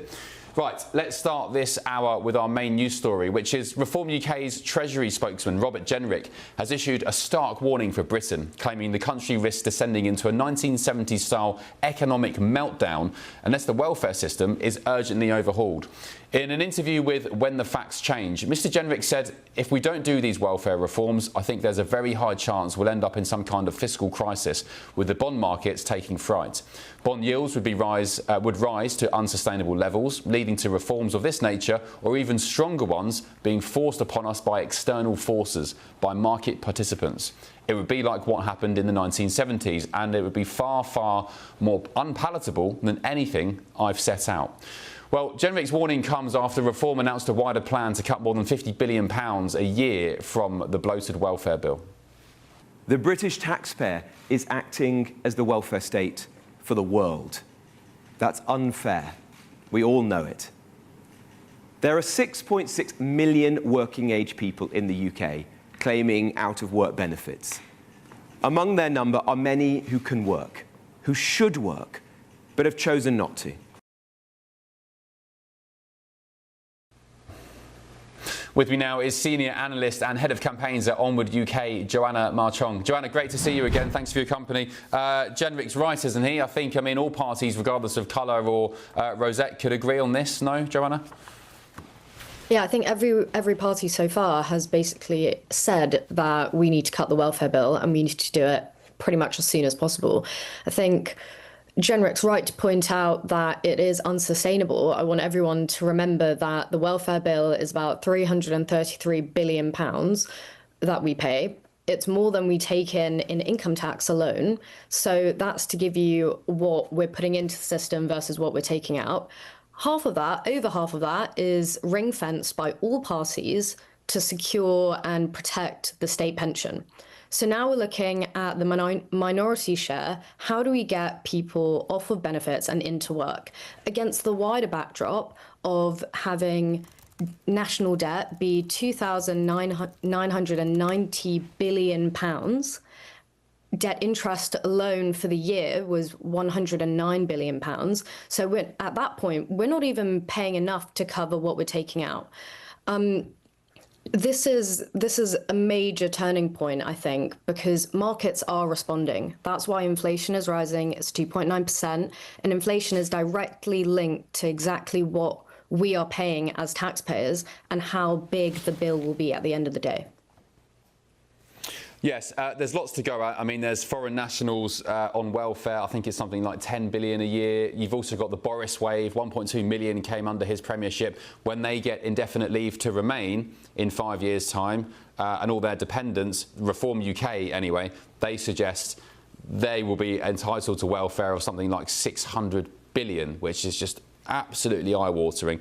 But Keir Starmer, Labour, they tried to deal with this, and Starmer, despite his stonking majority, failed. So if a government with such a stonking majority can't get it through, how is anybody else going to do it? And I think that's the major concern. You've completely correct there, where we saw Labour try to do this under the Starmer premiership, one of the most successful kind of landslide victories ever seen. They tried to cut only £5 billion. The markets moved at that point, but I think they realised essentially what we saw was there was no majority government, or there is no one within that Labour Party that is actually focused on cutting welfare spending. Even now, they're doing it in the kind of back rooms. We had the Timms review earlier this year. The Timms review, quote unquote, says, I am not trying to cut spending. This is all his plans are within the parameters of projected spending and spending we're already doing. So the Labour Party aren't looking at making cuts, and that's exactly what people want to see now. Whether Reform will be the government to do it, I mean, the foreign national staff, we're looking at 9% of people claiming universal credit are foreign nationals. Half of those people are already in work, so they're using it as a top-up on their wage. Rooting these people out, moving them around, I think everyone can agree that there has to be a complete overhaul. Look at the way we do housing subsidies, look at all the additional benefits that people get on top of that as well. So unless we fix the actual mechanism and the crux to why we're going wrong, which means getting an economy back on track, getting those young people off of disability benefits, you know, that PIP claimants in the last 7 years, they more than doubled. Spending for that has way more than doubled. So we're looking at a real system where if we don't have a flourishing economy, we don't have people getting jobs, we don't have people back into the labour market, then actually we will have to keep spending to prop them up. And we're kicking the can further down the road with national debt rising into the trillions and over 90% of our GDP. I mean, it's pretty unsustainable. Everyone's got that clear right now. Yeah, it seems like a bit of a doom loop. Joanna, just very quickly, last word to you. We've talked about gilt yields and so on.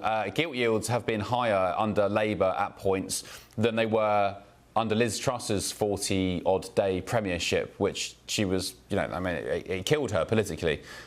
So why hasn't the media, why haven't people been reacting in the same way to Liz Truss, saying you crashed the economy? Rachel Reeves had higher gilt yields for a long, long time. I think they're probably higher now. Where is the response we saw with Liz Truss? Look, I think you've got to give it time. There were loads of internal issues within that Tory government as well that led to it all. I mean, the most important thing is that gilt yields, which sounds like a scary term that people don't necessarily understand, it is linked to inflation. It goes straight into what taxpayers see in their everyday bill. That's why it matters more than ever. And as we all know, when we put things down to inflation and how we fix that, it's fixing the economy and it's fixing the actual mechanisms that mean prices are going up. Because at the end of the day, if investors basically become the enforcers, if they don't see a government that's actually wanting to do it themselves. So of course they're going to react, and that's going to trigger a knock-on effect where what we're paying in our national debt, which is a very scary number, again, trillions, that will be the deciding factor, and it will trickle down into everyday people, and I'm sure they will call it out as they did with the Truss government. OK, Joanna, thank you so much. Interesting to talk about the national debt, because on the streets of DC now, and my panel will attest to this, there are now posters and billboards, I'm not sure who's funding them, saying the US national debt is now 40 trillion for the first time ever. There's billboards everywhere, so it's a nice reminder when you're walking down trying to have a positive vibe and you see how much Western societies are collapsing under debt. Maybe we should Joanna, do that as well. Joanna Marchong. Yeah. I suspect led by donkeys or somebody could fund it. Thanks, Joanna. Appreciate it. Let's get the thoughts of my panel: Simon Hankinson, Dan Rennie, Matthew Hurt, and Stephen Pound. Who should I go to? Stephen, I'll go to you as the Brit. The Telegraph reporting in the past couple of hours that the number of foreign-born benefit claimants has hit a fresh high. Days after reform promised to ban claims by overseas nationals. Almost 1.3 million migrants were claiming universal credit in May this year, roughly 20,000 higher than a year ago. Probably a small slice of the whole welfare bill, but I mean, that's somewhere to start. Stephen, no? Mm-hmm. Well, look, a couple of things. Firstly, I think Joanna makes a very important point about the major component of this is pensions. And may I say, as a pensioner, probably the only pensioner on the panel, I think the triple lock is unsustainable. And I think my generation, the fortunate generation, the baby boom generation, quite frankly, I think we've had it too good for too long. So I'm not talking about hair, shirt and everything, but I just think, in all honesty, we have to look at that. However, getting back to your substantive point, I mean, don't forget, we had, when Robert Jenrick, and I have to say, Ben, what a cheek for Robert Jenrick, I have to say. It's a bit rich for him. He was a senior member of the Liz Truss cabinet when they really did, in your own rather perceptive comment, crash the economy. But, God loves somebody who repents, and we all love a sinner who sees the light, and so maybe he's seen a different way. However, the reality is that in the Labour Party at the moment, we've got these two reports, Alan Milburn and Stephen Timms, and one is about getting young people into work, and one is about benefits. And the first feedback from the Timms report is, at the moment, personal independence payments, PIPs, you can get them, entitled to them, over the phone, or you can do a Zoom call. Now, we've stopped that. Because that was insane. Can you honestly imagine it? Now, I appreciate that some of these PIP ones, I mean, I can still remember somebody coming to my surgery once saying that they wanted to get the benefits because they suffered from agoraphobia and they couldn't leave the house. And I said, well, you're at my surgery. And you've just come 2 miles from your home to my surgery. Where's the agoraphobia? So a lot of these ones were very, very important. Look at the statistic, the percentage of people who are claiming benefits because of anxiety. And so we are getting a grip on that. But your substantive point is, and I think we'd agree with Robert Jenrick, I've always got on quite well with him on a personal basis. I think the bill is too high, it's growing too much, and as Joanna says, it's coming to the stage where now our GDP is going to equal our outgoings. And that means, OK, in Italy they've got away with it. I don't think we can get away with it.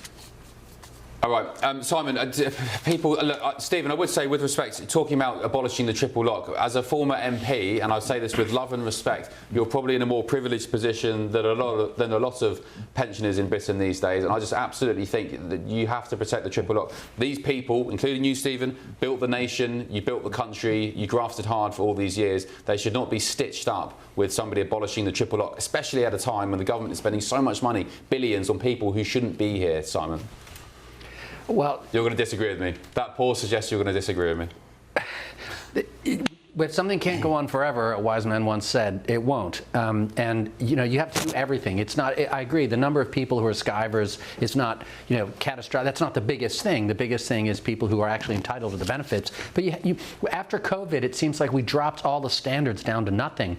You have people who are anxious, and so they can't work. I'm sorry. I'm anxious some days. You know, we all have bad days. We all have problems. The number of people who actually can't work because they have a genuine disability that makes them incapable of doing anything at all is very, very small. And you have to look at that number. Again, foreign nationals, I do not understand why you would give universal credit to people who are not citizens, who haven't paid anything into your system. That's nuts too. So it needs an overhaul. I doubt personally, I doubt a Labor government would have the stomach for it. So it's probably going to have to wait for the future. But the bond market is unrelenting, and you can't print money. And we saw what happened in the 70s.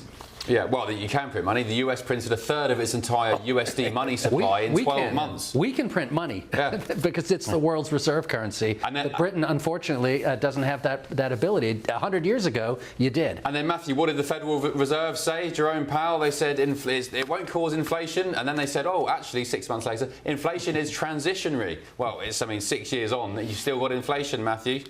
Well, at $40 trillion national debt in the United States, it is a dangerous number, but it is an intangible number for most people. So we don't actually understand how serious this is. You know, I'm 39 years old. In the United States, at 62 and a half, I'll be entitled to Social Security, but I am under no impression that I will ever receive that money. There has to be a way, given the two different voting blocks of those who receive benefits in any developed country and those who are far away from them.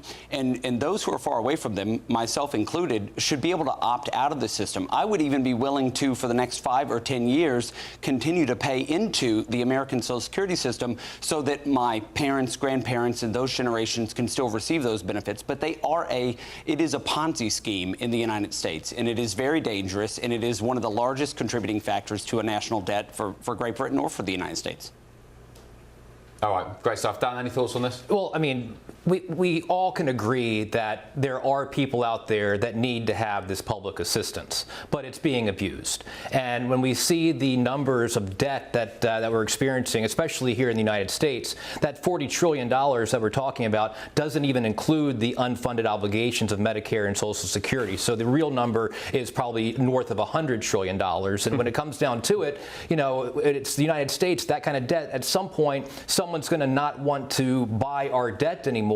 And, you know, America isn't necessarily too big to fail. It's too big to save. So we've got some real problems here. And if it's a smaller problem on the scale there in Europe, imagine how it is going to be here in the United States. So we're all going to have to figure out ways to make sure that people who need help are receiving it, but the system cannot be abused for the long term. Well, there's a conversation about of course, that you don't have the gold standard anymore. Your dollar is backed by, well, people say it's backed by nothing, but I would argue it's backed by the very planes that descended across the skies of DC today. The US military, the B-1, the B-2, the B-52 bombers and the fighter jets, you are backed by the world's most powerful military. So there's always that. And I just will say, this is a point for everybody to think about back home. The Boris wave. 1.2 million under Boris Johnson's premiership. There have been multiple reports, different figures, but ranging from anything between 200 and 600 billion pounds that will cost British taxpayers when these people have indefinite leave to remain and then they're entitled to claim welfare as well. I think that will probably, if Generic is right, would be the tipping point of a 1970-style fiscal crisis. The Boris wave, I think, will be looked at in 10 years' time as one of the worst mistakes by any Prime Minister. Stephen, just any quick word on that before I move on? Well, no, absolutely correct. But look, the reality is that you can print money as long as you have confidence. Standard & Poor's and Moody's are the key players here. As long as people think we have the ability to actually repay that and have some sort of security, we can print all the money we want. However, that is, the idea of quantitative easing is a very, very short-term policy. Ultimately, you have to grow the cake. And I think that's where, at the moment, there's a big boom in construction jobs, there's more teaching vacancies, there's a lot of work out here. We've actually got to get people into work, paying tax, off benefits. Now, let's every single one of us agree on that. Yes, here, amen. Amen. Right, let's move on, shall we? A new poll has found most Britons, maybe this is where we'll disagree, Stephen. A new poll has found most Britons believe their rights to free speech have been eroded by Labour in the 2 years since the election in 2024. Liberty, which is the civil rights organisation, they polled Britons and they revealed 51% of them said their confidence in the government to protect their right to express their views, even if it disagrees with them, has worsened over the past 2 years. Meanwhile, just 10% believe their rights had improved. With me now now is Labour commentator Simon Nash. Simon, great to see you, my friend. Hope you're well and you've had a great weekend. So, most Brits, according to this poll, think your lot, Labour, have eroded and damaged free speech. Simon. Well, yeah, good to see you, Ben. Well, they might think that, but they would probably be wrong. Now, of course, this sort of restriction of freedom of speech, it kind of started with Theresa May, the Conservative, when Julian Blanc, a sort of pick-up artist, a kind of how to talk to girls gentleman, he was banned from the UK by Theresa May. Now, the two main laws which actually restrict freedom of speech are the Malicious Communications Act of 1998 and the Communications Act 2003. So, in fact, if you send someone a text message which they find offensive or causes them distress, you can be arrested for that.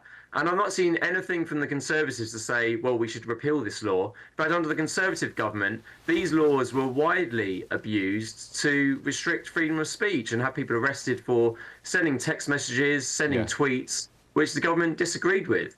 And it was also under the Conservatives, Tommy Robinson calling out grooming gangs and things like that and releasing this movie Silence. Well, it was the Attorney General which caused that, basically restricting freedom of speech around the grooming gangs, and that was under the Conservatives. So the idea that it's anything to do with Labour is a bit of a misperception by the public, unfortunately.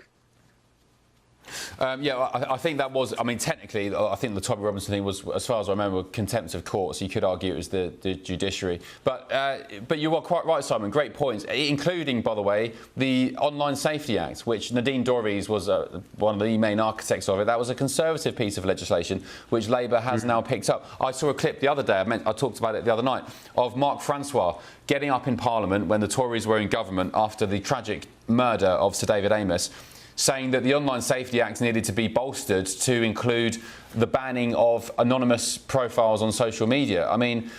Talk about the Uni Party, as you said, the Tories have a lot to answer for. Nobody seems to be talking about it anymore. I guess because they're not in government and it's now Labour. Labour can do something about it, Simon. It's you guys who are in government.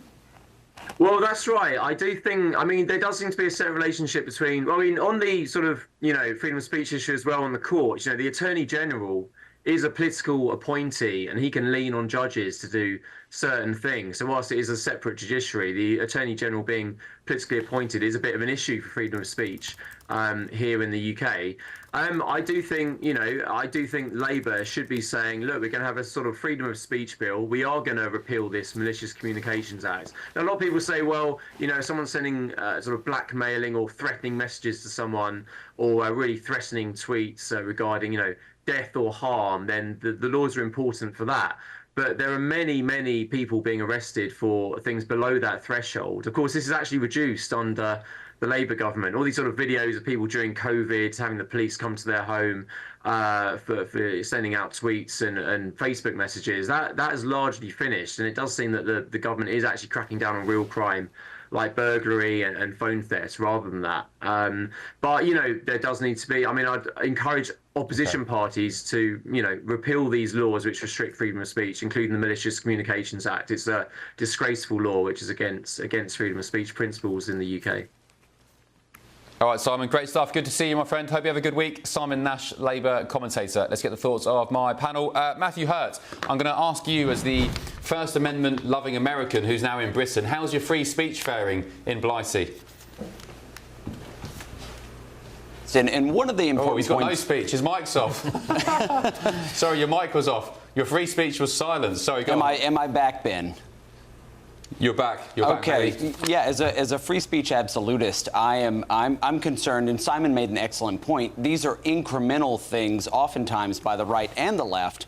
But what the poll results show is that it will have a chilling effect on speech. I was in Oxford yesterday, and I was thinking about the Oxford Union and who is and is not allowed to debate at the Oxford Union. And so in the West, the United States has, I think, the most liberal free speech notion of free speech, and so I'm very concerned about any Western democracy cracking down on speech in any regard, and I think that the British people's opinions on what government is doing to stifle their speech is very serious. Who's not allowed to debate at the Oxford Union? I think Tommy Robinson was there recently, wasn't he? Who's banned from Oxford Union. So there were a number of other individuals who were not permitted to debate during that Tommy Robinson experience. I think they tried to... Sorry, say that again. There were individuals who weren't allowed to debate. Yeah, they weren't allowed to debate, and then there was a really great concern about the production of a photo of or an image of the Prophet Muhammad from an envelope, which ultimately was not produced there on the floor, and so there are chilling effects. Yeah. We saw in France with Charlie Hebdo. So there's free speech. Encroachment of free speech from government, but also from those who do not believe in the Western values of freedom of speech. Yeah, and also, Stephen Pound, there was a story we did last night on this show about the guy who's been convicted. He's going to the Court of Appeal, but he was convicted at some court, I can't remember where it was, for posting on Facebook that something about bacon and marrying 9-year-olds. He was convicted for his thoughts, for making a joke, Stephen. Well, let's see where that ends up in court. But look, Liberty used to be the National Council for Civil Liberties, which is, the Harriet Harman organisation back in the day. And Akiko Hart, who's the General Secretary of Liberty, she's not just talking about the Labour Party, she's actually talking about from both particular sides. I mean, she's particularly concerned in this thing. It's not just a threat, what she perceives as of people on the right causing problems. She's actually talking about Palestinian issues. She's talking about the freedom to protest. She's talking about the people who attacked the Elbit factory.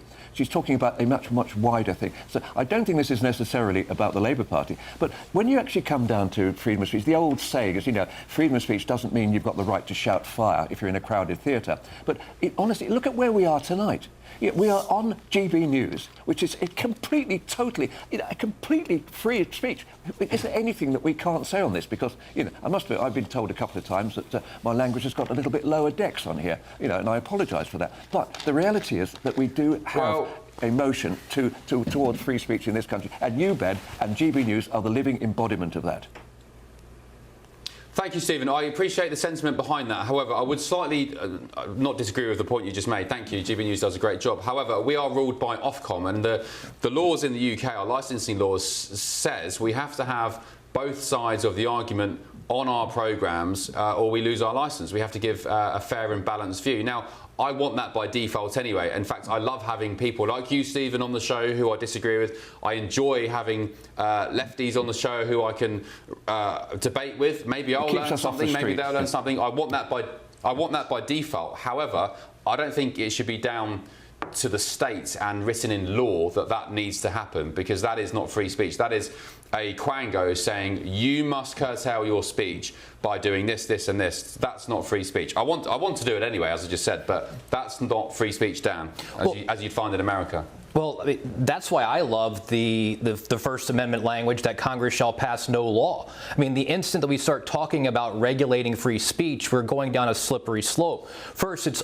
we're just going after information. We're just going after extremists. We're just going after offensive speech. Well, at some point, there's someone in the government defining as to what all that means. Yeah. And that means that there are laws that are reflecting a restriction on free speech. And, to your point, this is free speech is supposed to be designed so that we can learn from one another, so that we can put more things out into this marketplace of ideas and allow people to make up their own minds. I mean, if we're not presenting all sides, if we're not talking about these things, then, people aren't going to be able to make up their own minds anyway. I mean, no one wants to be just dictated to, so allow the free speech. Allow this to go out and let people make up their own minds about these things. Can I ask you, Dan, the guy we just mentioned, the guy who was convicted in court, Stephen, and I'll ask the same question to you. He was convicted. He's a former British police officer, retired. He posted a Facebook meme that said, "Fun facts about bacon, people who eat bacon have a lower chance of marrying a 9-year-old." Would that have garnered a conviction, Dan, in the United States? Again, it's offensive, but at the same time, I mean, free speech is there to protect the speech, not just the speech that we like, but precisely to reflect the speech that we don't like. Simon, that guy was convicted under the Communications Act 2003 for posting material deemed grossly offensive. I think it's crazy, honestly. I mean, I'm old enough to remember the famous Andres Serrano, I don't know if I can say this on television, but he did a crucifix immersed in a jar of urine. It was very offensive, but he was allowed to do it because he's an artist and no one put a fatwa on him and tried to kill him. But there are certain things you can't talk about. You can't talk about gender and you can't talk about Islam, let's be honest. There is a did that guy do anything similar about Islam? Who? The guy you just talked about for the crucifix? No, of course not. No, because he didn't want to get, beheaded. I mean, nobody would today. No, and the government paid for that too. No one would make a joke about Islam. No one, or at least who wants a career on a university or on a news station. So there is a de facto free, a speech code. There is a blasphemy law in Great Britain now. There are things that you simply can't say. I mean, I just happened by chance to be wearing my Free Speech Union pin. Every week I get an email with a whole bunch of cases of people who they're trying to help enjoy their rights to free speech at work, to say, there's a difference between men and women, and if they have criticisms of any religion, not just Islam, but Christianity, Judaism, they should be allowed to say so in public. Yeah, I don't think we have free speech in the UK. Look at the Batley Grammar School head teacher. He's still in hiding. And look across the continent, there was a head teacher in France who was beheaded after wrongly being accused of doing something about their prophet. Stephen, last question to you. Should this retired former British police officer have been convicted in court for posting a meme that said, fun facts about bacon, people who eat bacon have a lower chance of marrying a 9-year-old? Should he have been convicted for that? I think that, and in terms of the 2003 Act, it's absolutely ipso facto that is a crime in the case of that Act. But I mean, I was around when that Act was passed. But do you think he should have been convicted for that? Does it make moral sense to you? I know the law's there, but do makes you legal sense. yourself think he should have been convicted? I'm not a priest. I can't talk about the morality of it. But legally, absolutely right. Which is why politicians have to actually be aware of that. I'm talking about you personally. Yeah. I'm not a judge. Yeah. I mean, you for don't me, need to be a judge. Come on, Steve. What about answering that? Yeah. He shouldn't go to prison for it, obviously not. I think Lucy Connolly's comments, which you're probably going to talk about in a minute, were particularly aggressive at that particular time. But I still think that ultimately sending people to prison for what they say is actually not a really sensible and mature way to proceed in a democracy. OK. I actually don't think Lucy Connolly should have gone to prison either. She said, for all I care, which was the caveat. But anyway, that's a separate conversation. Thank you, guys. Appreciate the debate. Good conversation. Still ahead on The Late Show Live this evening. But her name is Caroline, and she's our press secretary. And she just had a baby. And I just learned she loves the baby more than she loves Donald Trump, and I'm very angry with her. Where is Caroline? President Trump's most loved press secretary, Caroline Leavitt. She is fondly known as a superstar among Republican circles here in Washington. She's resigning from the job. She's leaving at the end of the month, end of August, and she's just revealed, well, it's just been revealed, maybe not by her, that she's got a new role. Any guesses what she'll be up to? And also, the other question on this matter is who is going to fill her shoes as press secretary in the White House briefing room? Who could it be? There's a few names put forward, and we'll be discussing who might be up for the job in just a second. Let's get a very quick look at your weather. Don't go anywhere.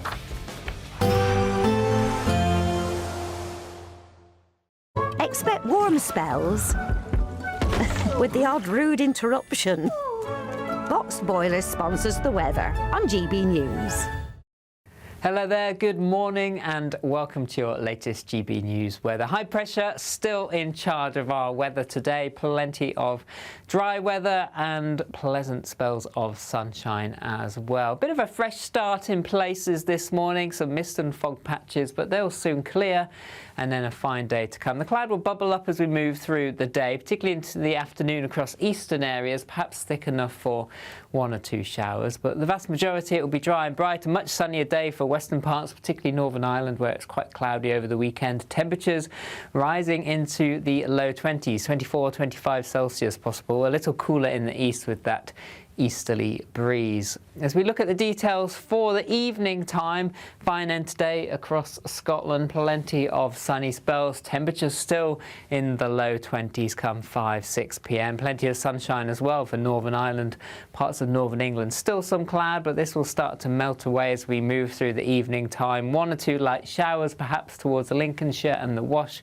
into East Anglia. A bit of an easterly breeze, just making it feel a little cooler here. And then perhaps perhaps an increasing chance of some showers moving in across the far south as we head through the latter part of the evening. Into the early hours, some of this could turn heavy as it pushes towards the south coast. A bit of uncertainty how quickly this will push northwards. More cloud around overall means temperatures not quite as low tonight compared to the weekend, generally staying in double figures, some low cloud and fog to start the day. But on Tuesday, a bright start in the north, cloudy in the south, the increasing risk of some showers pushing northwards. These perhaps turning a little heavy and thundery later on. 1 or 2 showers starting to develop parts of Northern Ireland and Scotland later. And a bit of an easterly breeze still means the east is cooler, but the west temperatures 24, 25, starting to feel more humid too.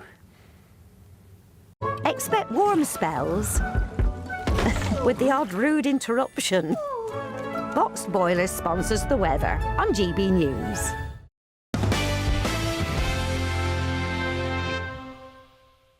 White House Press Secretary Caroline Leavitt has bagged a brand new role after recently announcing her decision to resign from the administration. If you've forgotten who she is and the role she's played in the White House, well, here's a little reminder. Sorry, have you ever paid a tariff? Because I have. As I said at the beginning, revenues will stay here, wages will go up, our country will be made wealthy again, and I think it's insulting that you are trying to test my knowledge of economics and the decisions that this president has made. I'm now regret giving a question to the Associated Press. Caroline, on immigration. Of the 3,500 arrests ICE has made so far since President Trump came back into office, can you just tell us the numbers? How many have a criminal record versus those who are just in the country illegally? All of them, because they illegally broke our nation's laws and therefore they are criminals as far as this administration goes. Well, it's been revealed that the 28-year-old will take on a new job working for President Donald Trump's MAGA Inc. super PAC as a top advisor. So just what is her role in MAGA going to look like going forward, and just how high are her ambitions? She has run for office before. I think she ran for the Senate in, was it New Hampshire, which she failed at. But I suspect now after her stint as press secretary, she'll have a damn good chance of making it to Congress if she wants to.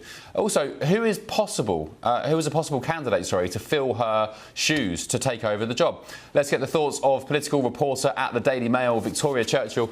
Hi, Victoria. Good to see you. First of all, what is this job she's got at the super PAC? Just explain to British viewers as well. What is a PAC, a super PAC? Always great to be back on with you, Ben. So Caroline's new job is actually a job that she had before she joined the Trump campaign formally back in 2024. And it's with the MAGA Inc. super PAC. So it's with a group aligned with the president. It's led by some of his top advisors, several of whom have, recently left the White House to focus more on the campaign side because we have, very strict restrictions on political campaigning using government funds that extends to the White House as well as Congress. And so now Leavitt is going to be among the top voices fighting for the president's agenda in the midterms here in 2026. And, here we have less than 75 days away from the midterms. So, definitely we were seeing a lot of people that have left the White House, some temporarily, some, looking more like a long-term decision like Leavitt's. But it's pretty typical for about, 18 months to 2 years into the administration to see turnover. This happens in both Republican and Democrat administrations. And this is actually quite a significantly lower level of turnover than that we've seen in the second Trump administration as opposed to the first one. Yeah, I sympathise with her. She's just had a second child. She's got a beautiful family. It must be one of the most stressful jobs in the world, being President Trump's press secretary. He fires from the hip. He's lively, certainly. And she's done a great job. She's been great with the media, been great with the press in the briefing room. And, we wish her well. Just to clarify, a super PAC, Victoria, is a political committee that can raise and spend unlimited funds from, donations from corporations and so on. So it's basically a lobbying firm, right? A lobbying organisation. Well, political campaign organization, that's definitely what her focus is going to be. And like I said, it's a job that she's done before she formally joined the campaign. But, super PACs are going to be spending on behalf of candidates, particularly those they see as most aligned with Trump. So, I'm sure MAGA Inc. is going to be spending very heavily in some of the top Senate and U.S. House races. As you mentioned, Caroline herself ran for the U.S. House previously. So, maybe that's something that we see her take a step in the future. But I think think for at least the next few months, she's going to be very focused on making sure that the president's agenda doesn't stall in Washington by Democrats getting the majority in either the House or the Senate. OK, let's talk about the exciting news. Who is going to replace Caroline Leavitt? We have Scott Jennings, the sort of right-winger who's on CNN. He's contracted to CNN.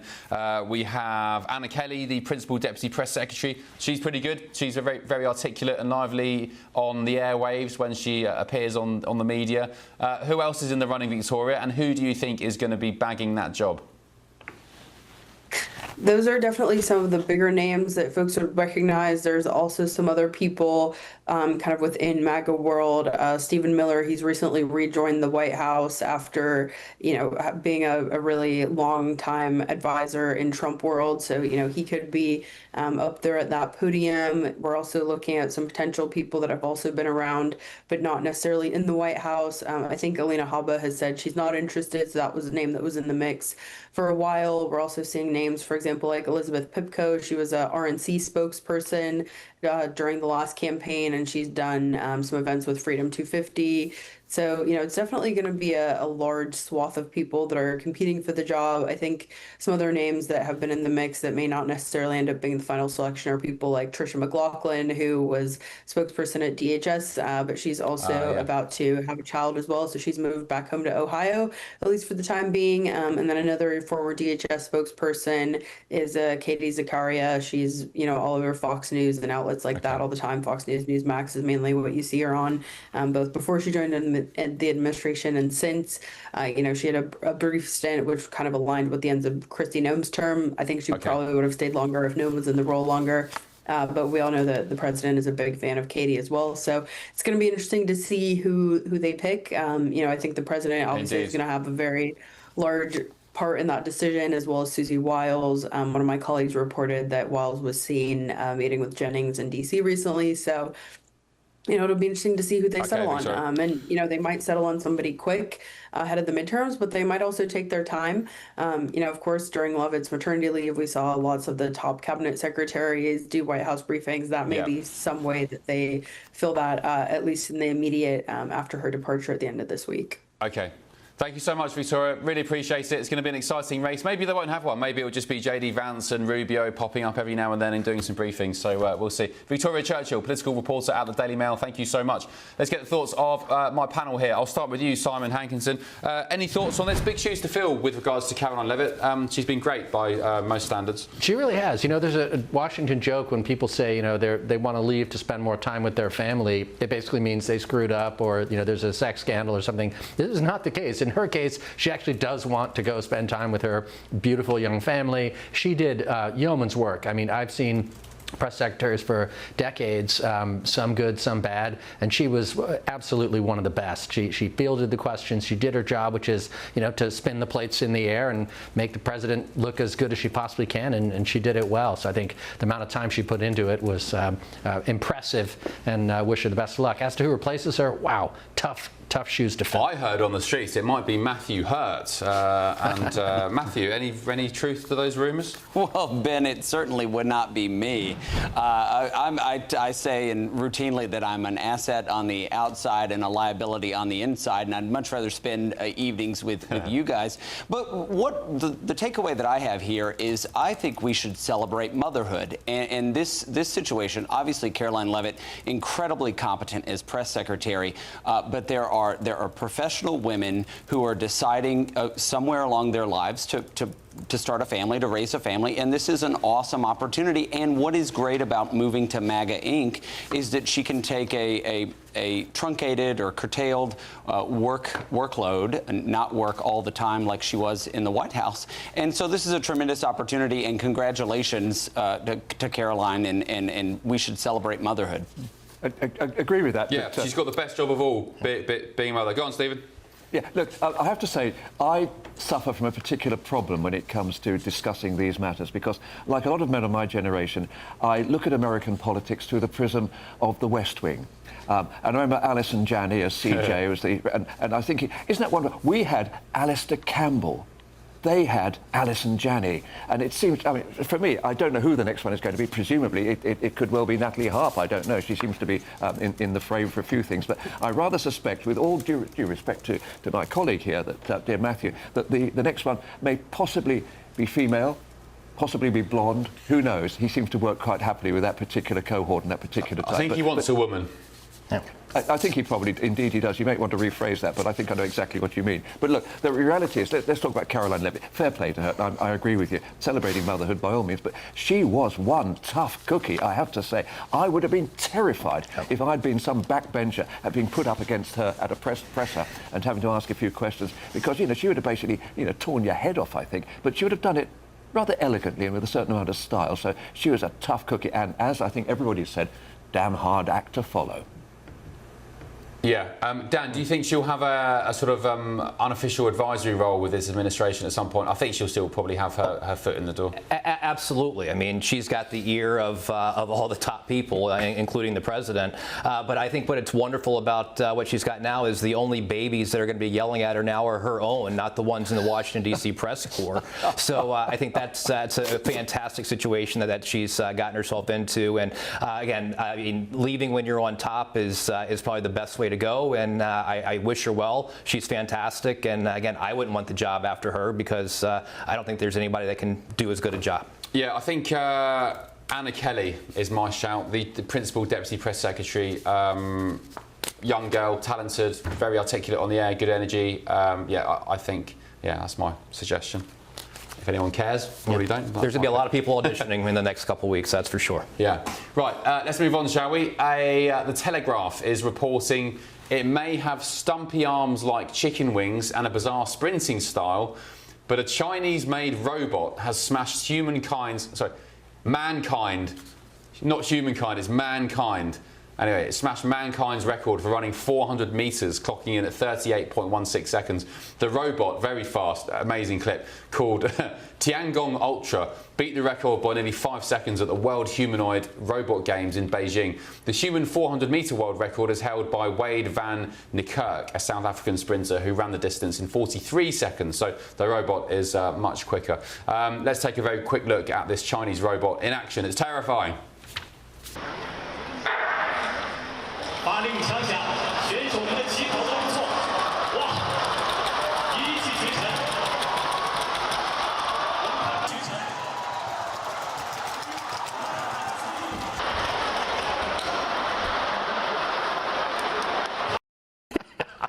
Oh my goodness me. Can I just say, whilst we're sort of twiddling our thumbs about building prisons and reservoirs and we can't stop rubber dinghies coming across the channel, the Chinese are building these things, Matthew Hurt. You're absolutely right. The video I saw earlier today was maybe of that robot or another one running headlong into a wall and falling and breaking its hip. But this is absolutely terrifying, and I think it is the future of. Obviously, there are a number of places this could go, but it is the future of warfare. And you know, you have the robot dogs invented or created out of Boston, Massachusetts, and this thing here. So in 10, 15, 20 years, we're looking at armed conflict with these quite terrifying machines. Yeah, somebody said today, Stephen, the best way to escape one of these things, if indeed they are armed and wanting to kill you, is to run into a wall, because apparently they can't stop when they see a wall. They just smash into it. I didn't know about Van Niekerk, but I don't think they've beaten Usain Bolt yet on this one. But look, I mean, is this that terrifying? I mean, I think what would be more terrifying is where people actually sort of incorporate some of these things into the human body. But look, the reality is we could well end up with some sort of warfare which is entirely operated by drones and robots. But what the Chinese are doing here at the moment, it's a commercial interest. They're trying to get factory workers. The word robot is actually the old Czech word for worker. You know, it comes from, you know, Rossum's R.U.M. was that famous book written in 1933 about Rossum's universal robot. And so it just means worker, and that's what the Chinese want. They want people, and to be honest, some of the people they've got working in their factories are pretty robotic anyway. I mean, I'm fairly sanguine about this, but I can understand the potential for it. And when I actually saw it, I don't know if you've shown the rest of that clip, Ben, but there's one of about thousands of them marching down like Darth Vader and you know, in Star Wars, thousands of them, or like the Nazis back in the 1930s. And that does terrify me, because How the hell are you going to stop them? It's not going to be like the Daleks, when all you had to do was to stand up at the top of the stairs because they couldn't climb the stairs. With this lot, I don't know how you stop them. They've probably got more personality than Keir Starmer had, Dan. Well, what we have here is technology that is just going to get in the way, I think. I mean, the fact is that I can't make a phone call to pay a parking ticket without going through an AI mess to get anything done. My children's toys would break regularly, and you can't get a remote control car to drive over a rock. So we've got a problem here. Simon, any thoughts on this? Terror. I mean, terror. Terminator 1, 2, and 3. I love those movies, and yeah, that's the future. I think. But on the plus side, we're getting close to the point where we're not going to have this argument about we need to import endless mass low-skilled labor to replace our dwindling fertility. We're going to have robots that can pick crops, change hotel room beds, and do a lot of the stuff. And they won't need pensions, and they won't need disability support. So it's a good thing for the economy. It could lead to another boom and mean that some of us can actually retire. Oh no, they'll still import the third world to replace us because they've got that white guilt, that British colonial guilt. So they'll do whatever they can to ensure that continues, regardless of whether robots are there or not, just to be spiteful. Right, one more quick story on the front page of The Telegraph, which says graduates are facing the worst job market on record as vacancies evaporate under pressure from tax and technology. Just talk about robots. Just 8,383 roles for university leavers were advertised in July, which is a 45% drop on a year ago, and the lowest since figures were first compiled in 2016. The graduate jobs drought contrasts with the record flood of 262,000 18-year-olds preparing to begin their degree studies after earning a university place. Basically, long story short, unless you want to be an architect or a surgeon or something that actually requires skill, university, I would argue, Matthew, is a complete waste of time. Go and learn a trade, go and do an apprenticeship somewhere. I say night after night on this show, all my mates from school who left at 16 to go and learn a trade, Sparky, Chippy, whatever, they're now the millionaires rolling round town, going on lovely holidays with their beautiful families, not the university leavers. Well, look, I have a bachelor's degree, and I feel guilty when I say that you don't have to pursue university, a university degree. But I have a friend who lives in Missouri whose 19-year-old son bypassed the university system. He learned how to be a welder, and now he makes $90,000 a year as a 20 or 21-year-old. Yeah. And so there are many opportunities, and I think that young people have an entrepreneurial spirit which can be stifled in the university. I think there are so many different ways that the up-and-coming generation can explore what is economically viable without necessarily pursuing what I have is a totally worthless political science degree, as I frequently say. But I think, Ben, if you do a drill down... You are not worthless, Matthew. Sorry, Stephen, go on. If you do a drill down into those figures, you can actually see that there are certain sectors of the economy where there is a boom in the jobs, particularly in construction and in teaching and a lot of engineering and mechanical engineering jobs. There's actually there's a surplus of jobs over graduates. What there is a problem with some of the graduates who have degrees that are not immediately transferable. Now, I know the argument is that you can have Spice Girls studies or Beckham studies or something, and it's not the importance of what you learn, it's the way in which you learn to actually assimilate information and regurgitate if necessary. I don't buy that. And I think the mistake that we made back in the Tony Blair days, of 50% of the people going to do purely academic subjects, the mistake we made, and I think you're right about vocational. I mean, my two children, one of them, my daughter decided she wanted to go to university and be a teacher. She is. My son thought, no, I want to play football and be an electrician. Now, he's a good footballer, but he's not a professional footballer, but he's a very, very professional electrician. And I'm not going to tell you how much he earns, because that's between me, him, and the tax man. Well, I can probably guess he earns at least six figures.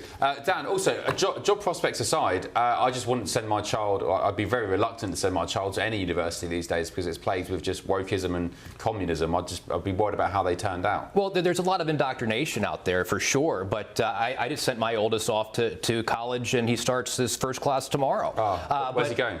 Christopher Newport News, Virginia. But what it comes down to is that we have to make sure that these students and our children know that they've got a future ahead of them, and they need to pursue their interests, but also interests that will actually make them a way to be marketable in the future. Because otherwise, if they're getting these useless degrees or becoming indoctrinated into a way of thinking that is outside of what's going to be facing them when they enter into the real world, then that university experience is doing nothing for them. So they need to get the education, but it has to be a real world education in order to be effective. Congrats on your boy going to uni. What's he studying? He wants to start early childhood education, so we need to make sure that our young people know some things. So, yeah, great. Good luck to him. Simon, very quickly, what's your degree in? I have 3, one in history, one in law, and one in international security affairs. Yeah. All prove useful? All good? Useless. No. Useless. But in my day, only 5% of people went to university. And today, it's 50%. All the polytechnics should be polytechnics teaching people skills. Yeah, well said. Thank you, guys. Another great discussion. gbnews.com/You'll Say. Let me know your thoughts on that. More coming up on The Late Show Live in the next hour, including this. I have a local city councilman that has this saying woke one was crazy.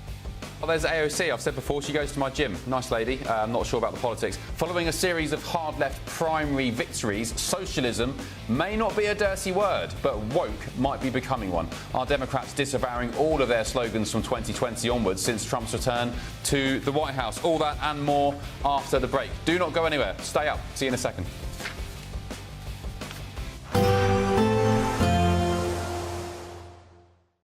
Today, clouds overhead, total zen within. Boxed Solar sponsors the weather on GB News.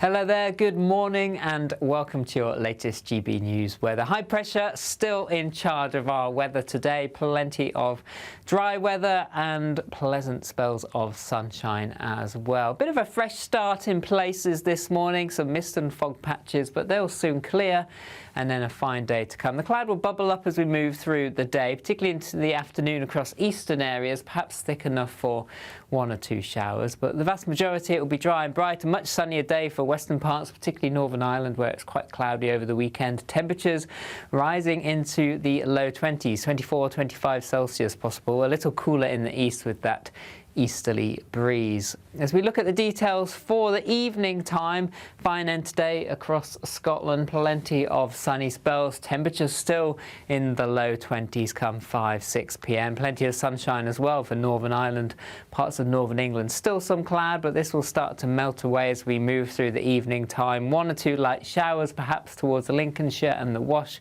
into East Anglia. A bit of an easterly breeze, just making it feel a little cooler here. And then perhaps an increasing chance of some showers moving in across the far south as we head through the latter part of the evening into the early hours. Some of this could turn heavy as it pushes towards the south coast. A bit of uncertainty how quickly this will push northwards. More cloud around overall means temperatures not quite as low tonight compared to the weekend, generally staying in double figures, some low cloud and fog to start the day. But on Tuesday, a bright start in the north, cloudy in the south, the increasing risk of some showers pushing northwards. These perhaps turning a little heavy and thundery later on. 1 or 2 showers starting to develop parts of Northern Ireland and Scotland later. And a bit of an easterly breeze still means the east is cooler, but the west temperatures 24, 25, starting to feel more humid too.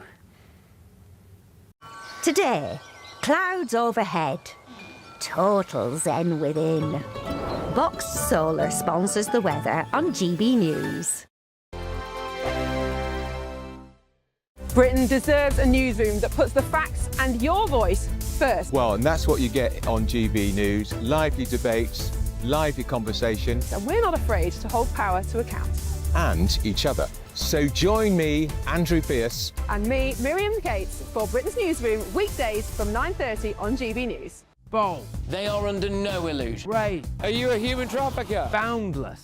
I've had enough of the nonsense, and I'm not afraid to say it. Don't get this on the BBC. Every weeknight, I tear through the headlines. The smell of gasoline. Should we be worried about it? From Westminster madness to cultural war chaos. I'm going to do now, they are throwing things out the car as we speak. Get ready, Britain. Here we go. Patrick Christys tonight, weeknights from 9 p.m, only on GB News, Britain's news channel.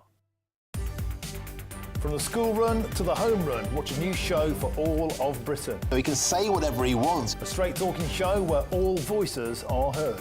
And, you know, when are we going to stop talking about smashing the gangs and actually do it? With the stories that matter from every part of our country. There's a bit of a crash landing there for your Chancellor. Bold, fearless and standing up for you. That's me, Martin Daubney, 3 p.m. till 6 p.m, weekdays, here only on GB News. The People's Channel, Britain's news channel. From court mornings to warm family brunches, from football to tennis, in the car, in the kitchen. GB News Breakfast is there. With the stories you need and the conversations that matter. Anyway, let's talk business. Well, it has been a historic night in British politics. It's astonishing, isn't it? We're here again to start your day just right. GB News Breakfast. Every morning from 6 a.m. Only on GB News. Britain's news channel. Britain is not just a geographical expression. We are a people bound together by history and culture that are distinctively British. Join me to celebrate our music, theatre, artworks and literature, which we can explore and enjoy together. Everybody's welcome. Sunday with Michael Portillo. Every Sunday at 11 a.m. on GB News, the People's Channel, Britain's news channel. Some people enjoy lazy Sunday mornings, but not me. What's the truth of the matter? So that's a very live question. Would you support him if he waters down these plans? Before the spin sets in, I'll be getting to the truth. This is personal. No soft questions, no easy answers. It's one thing if the state has rules in this country. It's another thing whether the police and others actually police them. Setting the agenda and holding those in power to account. You can't really blame her if the system is set up this way. You will not want to miss it, trust me. The Camilla Tominey Show, Sundays from 9:30, only on GB News.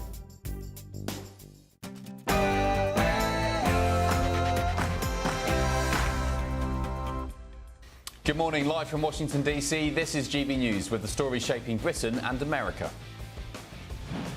To put it simply, Vladimir, I want you to know that we've got your back. You can count on me and you can count on us. You can count on the UK. Said in the last hour, I don't know why Andy Burnham needs to read that from a script. I mean, it's fairly easy stuff. Anyway, the Prime Minister would arrive in Kyiv later today, Monday morning, marking his first foreign trip as PM as he joins Ukraine in celebrating its Independence Day. But with our depleted military, just how much influence can the UK have on the conflict? Also tonight, Paris Davis delivered the green flag to President Trump, which he will wave to start this race. We have green. We are racing in the Freedom 250. took a lap of honour around the streets of the capital in the presidential motorcade today as IndyCar's Freedom 250 Grand Prix came to Washington, D.C. I was on the ground and we'll have all the latest in just a sec. Also tonight, I have a local city councilman that has this saying woke one was crazy. well, following a series of hard-left primary victories, socialism may not be a dirty word, but woke might be becoming one. Are Democrats disavowing all of their slogans from 2020 onwards since Trump's return to the White House? Is this the end of woke? Also, to me, the most beautiful word, and I've said this for the last couple of weeks, in the dictionary today, and is the word tariff.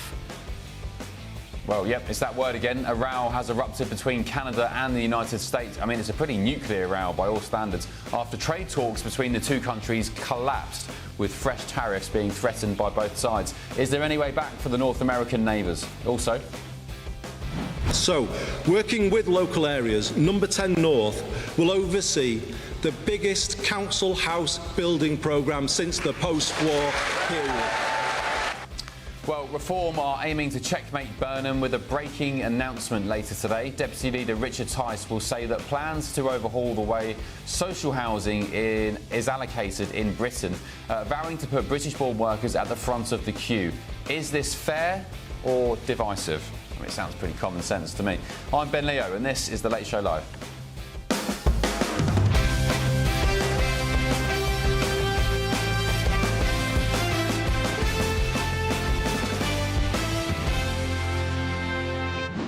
Morning morning to you. Hope you're well and you are going to have a great week ahead. Joining me this evening in DC is my panel, Senior Research Fellow at the Heritage Foundation, Simon Hankinson, and Communications Strategist Dan Rennie. And in London, Republican strategist Matthew Hurt, who's on his British travels, and former Labour MP Stephen Pound. Thank you, chaps, for staying up so late. Really appreciate it, and good luck for a cracking hour ahead.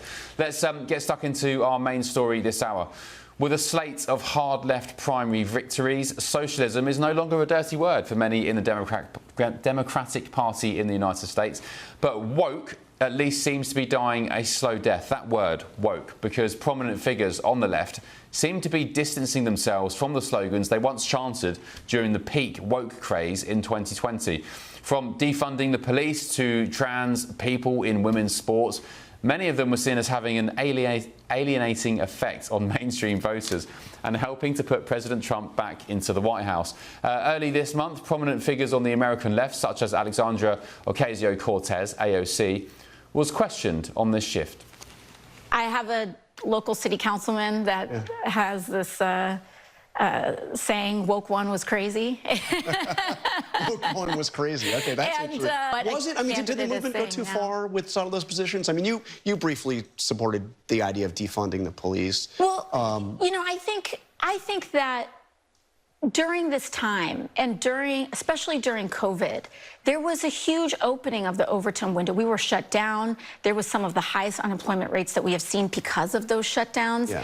And I think that the doors were really open in trying to entertain any and every policy. I don't know why AOC is blaming COVID there and the authoritarian way governments govern their people. I mean, it was awful because it was people like AOC and all her ilk who were pushing those authoritarian policies and tactics. I mean, it's just insane. The gaslighting is insane. 6 years later, blaming woke on COVID or vice versa. Just nuts. Let's get the thoughts of Democrat strategist and friend of the show, Mally Smith. Mally, are you still woke or are we not calling you that word anymore? Well, I never supported defunding the police or some of those slogans that you mentioned, Ben. So I guess if that is how we're defining woke, I would say I probably would never be defined as woke. But here's the thing. Those slogans, I think there's a recognition that they are incredibly unpopular. But not only is there a recognition now that they're incredibly unpopular, but even back then, they weren't popular with the broader public. What you had is some left-wing folks who were very online, specifically on Twitter, would get in their own bubbles and think that these ideas that they were pushing were game-changing ideas and that could garner public support. But that obviously wasn't the case. And I would say this too, even during that time, the broader Democratic electorate didn't fully embrace these ideas. They elected Joe Biden to be the nominee, and he explicitly stated, I'm not for defunding the police. He said, I'm for funding the police. So I think woke, even during that time, didn't have as much electoral success. It had success in getting a few prominent voices elected and heightened, but overall, it was still an electoral loser. Yeah, I mean, you're saying that it wasn't, that woke wasn't mainstream, but let's look at BLM, for example. After the death of George Floyd, people burnt down cities. People were taking the knee, not just in America. Keir Starmer, Angela Rayner took the knee. We had Premier League footballers in the UK, I think they're still doing it this weekend, taking the knee. And one of BLM's main aims was defunding the police. So, I mean, I find this kind of gaslighting rather impressive. It's kind of like what we saw during COVID, where now everybody's like, well, no, I never supported lockdowns. I never supported vaccinating people with experimental gene therapies. They realise the writing is on the wall now, and they're now trying to distance themselves from something that they once supported. I'm not saying it wasn't a thing. There were certainly people who supported these ideas, and it got a lot of airtime and media attention. What I am saying, though, is I think even then there was a recognition that these ideas weren't politically popular because our nominee, Joe Biden, didn't support a host of these things. Like the most prominent, you mentioned defund the police, he didn't support that. When you mentioned abolishing ICE, he didn't support that. He would talk about reforming ICE, or he would talk about potentially reforming the police. So even then, they weren't broadly popular. again, I think it shows you how powerful an echo chamber can be when you had some folks on the left who would get reinforcement for these ideas on Twitter and online, not realizing that online is not real life. Yeah, well said. Just finally, what does woke mean? Or what did woke mean, and what does woke mean now after this new shift? That's a good question, Ben. As I established, I don't think, given that I didn't support any of those policies you mentioned, I probably wouldn't be the best person to define it. I think woke was just a general term to show that you were on the left and you were on the very far left. I think it got also intertwined with talking about how you're a resistance lib or you're a resistance progressive fighting against the Trump administration. But it's not a term that is really used anymore on the Democratic side because, as you've established and said, it doesn't have the best branding anymore. All right, Mally, great to see you. Thank you so much, and hopefully see you in the studio soon. Mally Smith.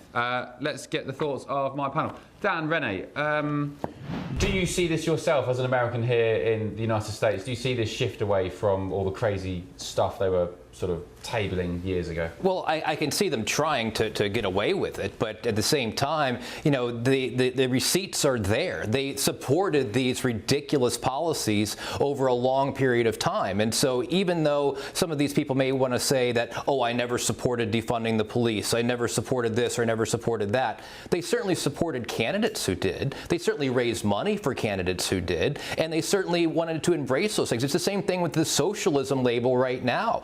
I mean, the Democrats would just pull ranks together because they hate Donald Trump so much to support people that were, you know, that were messing with women and doing terrible, terrible things like Graham Plattner in Maine and the governor of the people that were running for governor of California. I mean, it was Eric Swalwell. I mean, it is certainly a disgusting situation here. And I mean, I'm all for a good rebrand, but these folks are not going to be able to get away with the policies and the people and the things that they did to support them that were just so far out of mainstream American thought.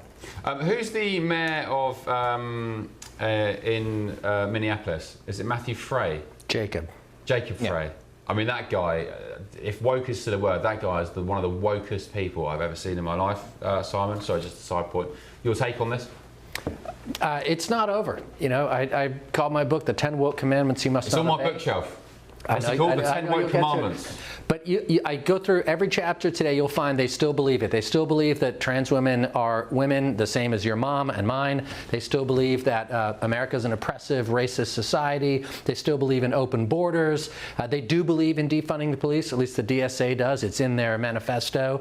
You know, they believe the same things. They don't believe in nations. They believe that it should be one giant world, you know, ruled by a supreme democratic socialist Soviet and so on. So they're not going to give up. They're going to let those ideas go out of their cold, dead hands, I'm afraid, ideologically speaking. So according to your book, and I've read it, but according to your book, those are some of the key characteristics of the term woke. I actually don't like the term woke anymore. I think it's overused, but they are the attributes. Sorry. Yeah, I mean, I define it as being awakened to imaginary oppression. What it originally meant in the 60s was it was people actually recognizing that America was racist. Back in the 50s, you know, we had water fountains for different races. That was wrong. We had Jim Crow. It was legitimate racism that we got rid of. We banned it, the 1964 Civil Rights Act, and on and on.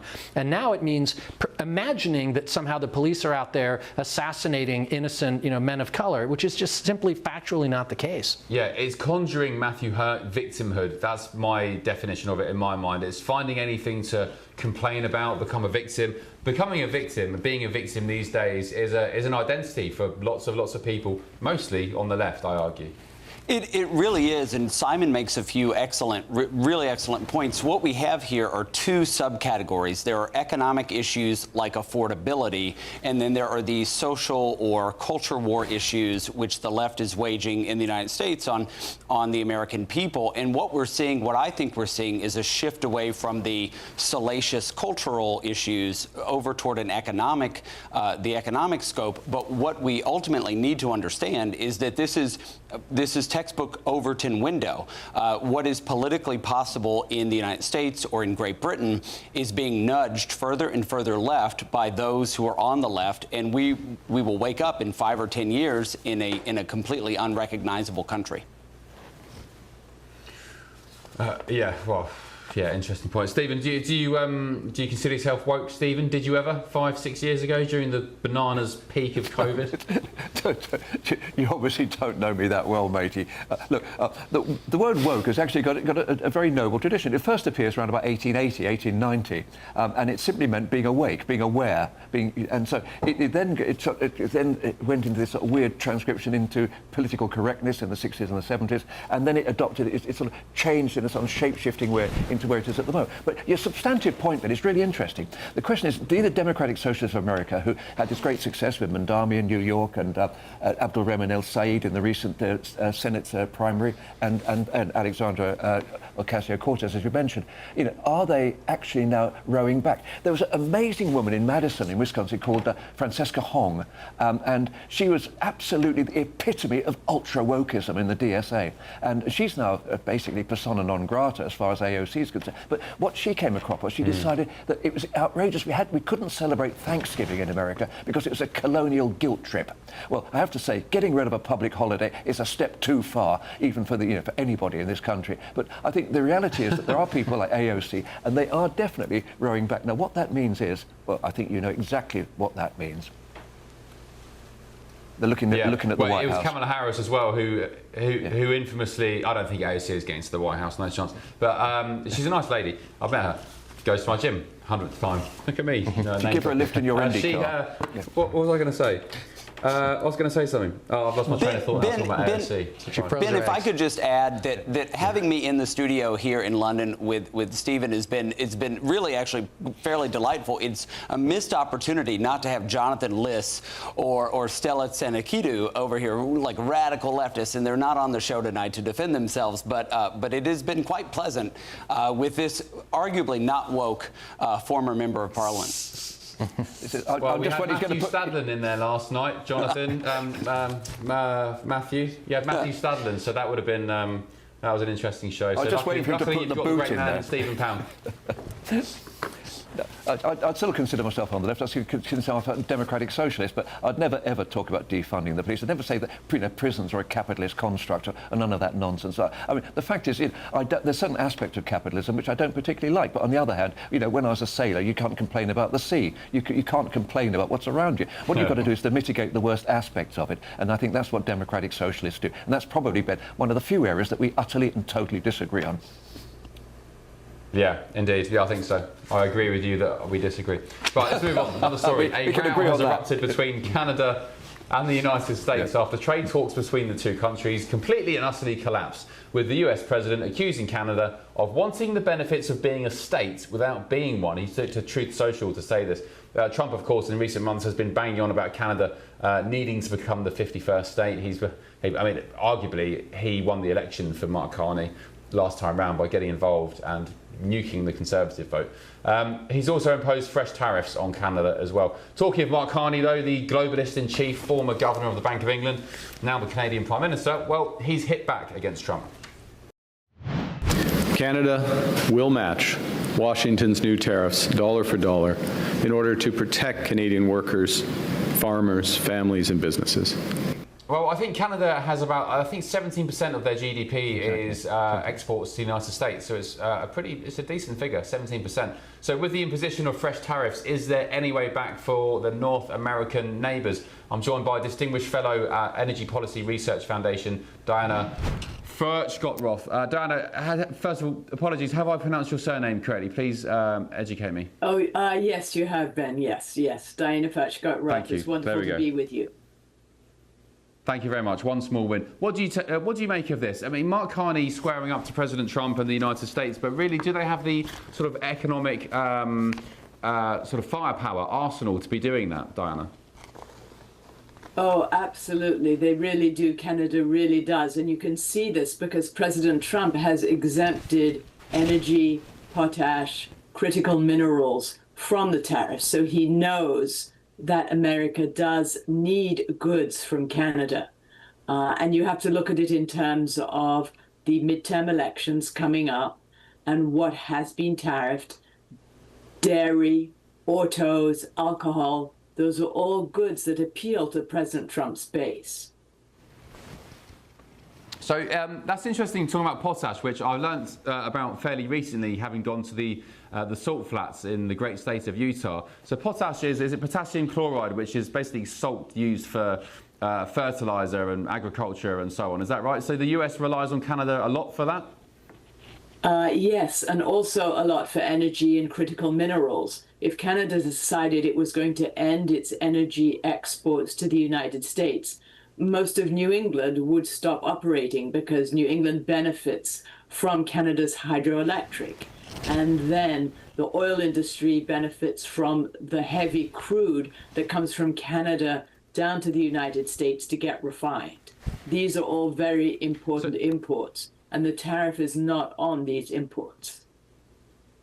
So Diana, just explain to our British viewers, what is the impasse here? Is it just a clash of personalities, a clash of characters? Why can't they get something sorted? It's a clash of personalities. President Trump doesn't like Mark Carney. He doesn't particularly like Canada. It's a matter of a clash of personalities, I would say. And the 50% tariff is from a law that's very little used. It's a trade law of 1930, the Smoot-Hawley tariff law. And so he has pulled this law basically out of the basement to impose the tariffs on Canada to show, and it's difficult to see what President Trump is thinking, but what's important to know is that Canada and the United States are very strong trading partners. We both need each other, and it's very important for this to get worked out, and it will get worked out eventually. Okay, interesting. Well, last question to you, very briefly, Diana, if you don't mind. How will this end? How do you see this unraveling or concluding? Well, I think it's going to end. It's going to end with these tariffs going away. The question is when. There's no legal basis to impose these tariffs, just as the Supreme Court rolled back a prior set of tariffs. So this is basically two bulls going at each other, trying to see who is going to step down. But President Trump in this does not really have a legal leg to stand on. That's why he's using this obscure law. And there is the US-Mexico-Canada trading agreement. It's still in place. It's being negotiated. But President Trump is trying to show his supporters that he is standing up for them, the dairy farmers, the auto workers, people who make alcohol. And that's what he's trying to show in advance of the November elections. Yeah, interesting point, though, that you just made there about sticking up for dairy farmers and so on. Not to be said, say, for cattle farmers. He's just been importing loads of beef with pretty much zero exports. His argument is to allow cattle farmers in the United States to build their herd. But I guess when he needs to, he will side on the side of the consumer as opposed to farmers, for example, in this case. Diana, thank you so much. Really appreciate your company tonight on The Late Show Live. Great to be with you. Right, let's get the thoughts of my panel. Dan, were you listening to that? What's your thoughts? Yeah, absolutely. The issue here is that the trade imbalances that have existed for a very long time are just trying to get back into what is something that could be favorable for the United States. And Donald Trump has made zero ambiguity about wanting to ensure that America is treated not only fairly, but has some of these deals that are more beneficial to the United States. It makes sense. It's what leaders should do. But in this case, yes, the United States and Canada must have a good relationship. They must have good trade. There is a reliance on one another. But just because we're friends and because we're nearby, I mean, I can go to dinner with a friend and I'm still going to make sure that they paid their fair share of the check. That's exactly what Donald Trump is trying to do here with Canada. I think it's going to be a big back and forth, and eventually there'll be someone who cries uncle, and I don't think it's going to be Donald Trump. Well, yeah, interesting description there from Diana, Matthew, about two bulls going up against each other. Would you describe Mark Carney as a bull, Matthew? I don't know that I would describe him as a bull, but you made an excellent point just a minute ago, Ben. The difference between dairy and beef, this is a disjointed economic pursuit. Tariffs are always a tax on consumers, and both sides of the border are going to lose. I was in Canada earlier this year, and even with the trade imbalance, so to speak, at a number of pubs, they weren't even purchasing American spirits. You couldn't get an American liquor liquor in a Canadian pub almost anywhere that I traveled because they were protesting. So this is an economic loser for producers, and it's an economic loser for consumers. Simon, any thoughts on this? I mean, big picture, we needed to correct the mistakes that we made with China in particular, the European Union, and I guess Canada, where we gave them, an uneven playing field in their favor. I think most Americans, this goes way over our heads. We just want it sorted out, and I think it will be, because Canada is just too big and too close and too interconnected with our economy for us to fight for much longer. But, as Dinah says, these guys will butt heads, and eventually we'll come up with some kind of compromise. Okay, Stephen, thoughts before we move on? Yeah, what is extraordinary from a European perspective is that we saw NAFTA, the North American Free Trade Association, which is going to be Canada, Mexico, and the United States, expanding into Central America and ultimately Southern America. And this is going to be a massive, great economic trading bloc, certainly to rival the European Union. That seems to have been disintegrated. But if you look at what's happening in Canada today, I mean, Mark Carney was at the Calgary Stampede in Alberta a couple of days ago.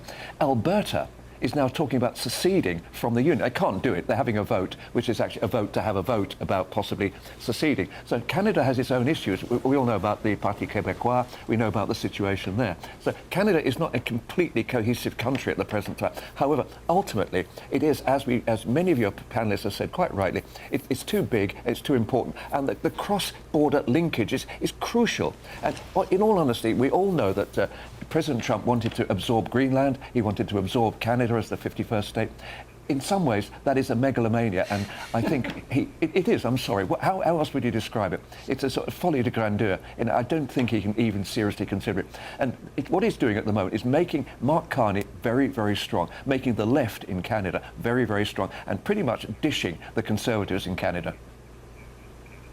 Yeah, all right. I'll just say, on Greenland, I think Trump had a point. He definitely had a point. And when he says stuff about taking over Canada as the 51st state, likewise turning the Strait of Hormuz into American territory, I mean, he's just trolling. I can't possibly for one second think he's being serious in that, in those remarks. Pseudomassa said Mark Carney thinks he's better than everyone, but he's a talking head with the ideas and charisma of maple syrup. Thank you, Pseudomass. Enjoyed that. Well, it's quite charismatic, maple syrup. Some other syrup. We like maple syrup. What, Carney? Oh, he's not charismatic. No way. Right, and somebody else said Mark Carney is a globalist. Yes, indeed he is. Right, still ahead on The Late Show Live this evening. So, working with local areas, Number 10 North will oversee the biggest council house building programme since the post-war period. Right, this is a cracking story. Reform UK are aiming to checkmate Andy Burnham with a breaking announcement later today on Monday. Deputy Leader Richard Tice will announce plans to overhaul the way social housing is allocated in Britain, vowing to put British-born workers and families and veterans at the front of the queue. This is fair, isn't it? Or is it divisive, as some are suggesting? This is The Late Show Live. Very quick look at your weather. Please don't go to bed.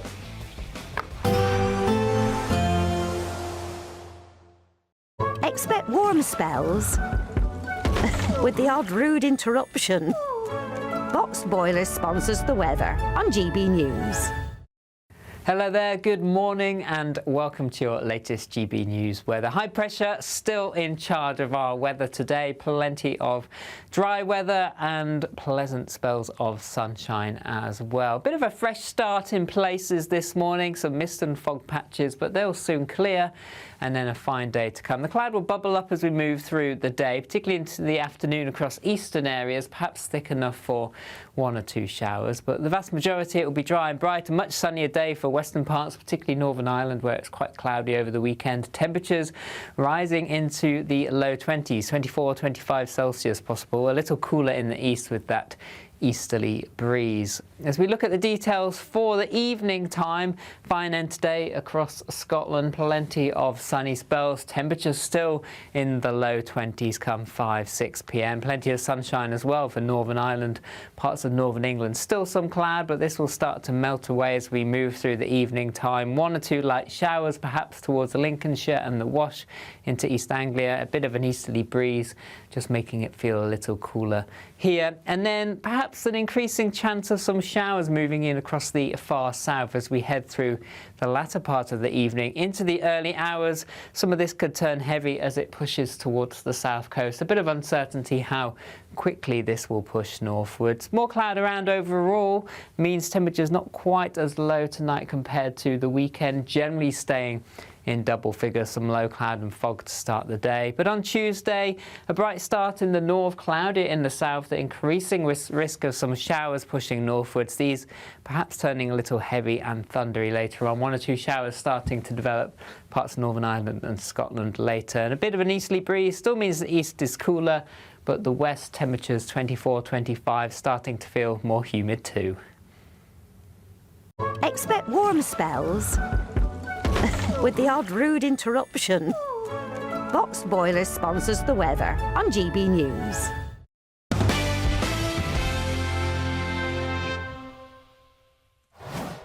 Deputy Leader Richard Tice will announce plans to overhaul the way social housing is allocated in Britain.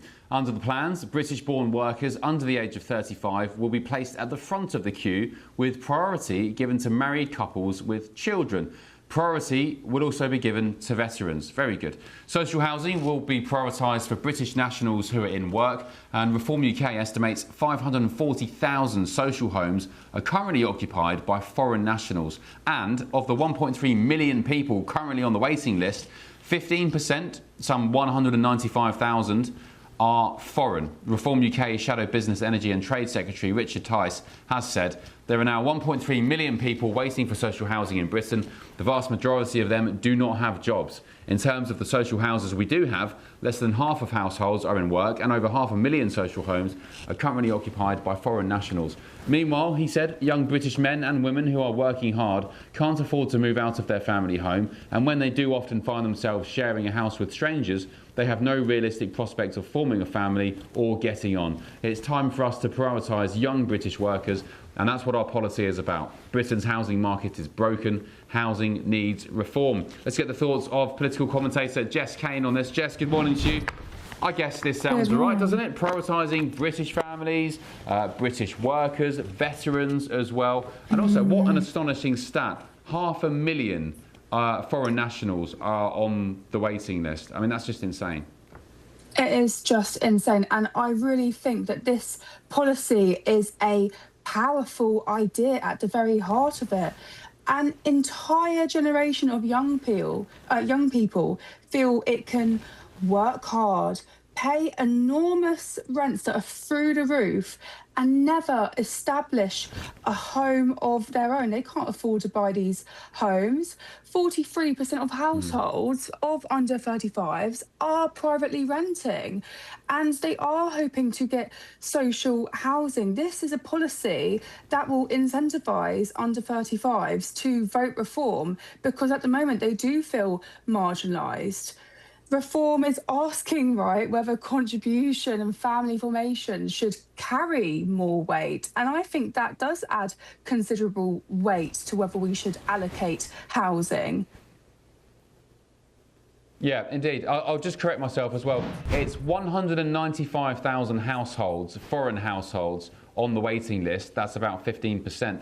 The 540 figure I just gave you, those are homes currently occupied by foreign nationals, which again, I mean, same description applies. It's just insane. What is the criticism of this, Jess, do you think? What are you hearing from those on the other side of the argument? Well, I guess people would be saying more that 50,000 social rent homes, which Richard Tice is going to explain will be financed tomorrow. How could that be fiscally neutral? That's the number one thing I have seen so far on Twitter and stuff, but that is what he will announce tomorrow. But I guess the other thing is, what is British born? What about being a naturalised British citizen? That's probably the biggest sort of drafting oddity. But again, Richard Tice tomorrow will spell out exactly how eligibility will work. Yeah, that interesting comment there, Jess, because the description says prioritised for British nationals who are in work. So that could mean a Japanese person who came here 15 years ago and got a British passport. So does it include them? What would Reform voters think of that? I don't know. And also, I guess, Jess, as well, this is one part of trying to encourage British people to have families, to improve the birth rate. Birth rates are collapsing all around the world. Italy particularly bad, the United States, the UK, which is why they are importing so many people, because British people just aren't having families, aren't having children. And the main reason is, I would argue, because I hear it a lot amongst my circle, is that I don't want to have a family unless I've got a stable home to bring a child into. Well, I completely agree with you there, Ben. It is increasingly what I hear around me in my own social services, in my own village situation as well. People are not willing to settle down and have a family or get married because they just don't have that stability around them. This policy would be great for getting young people into the mindset to settle down, get married, have children, if they could have a weight lifted off their shoulders.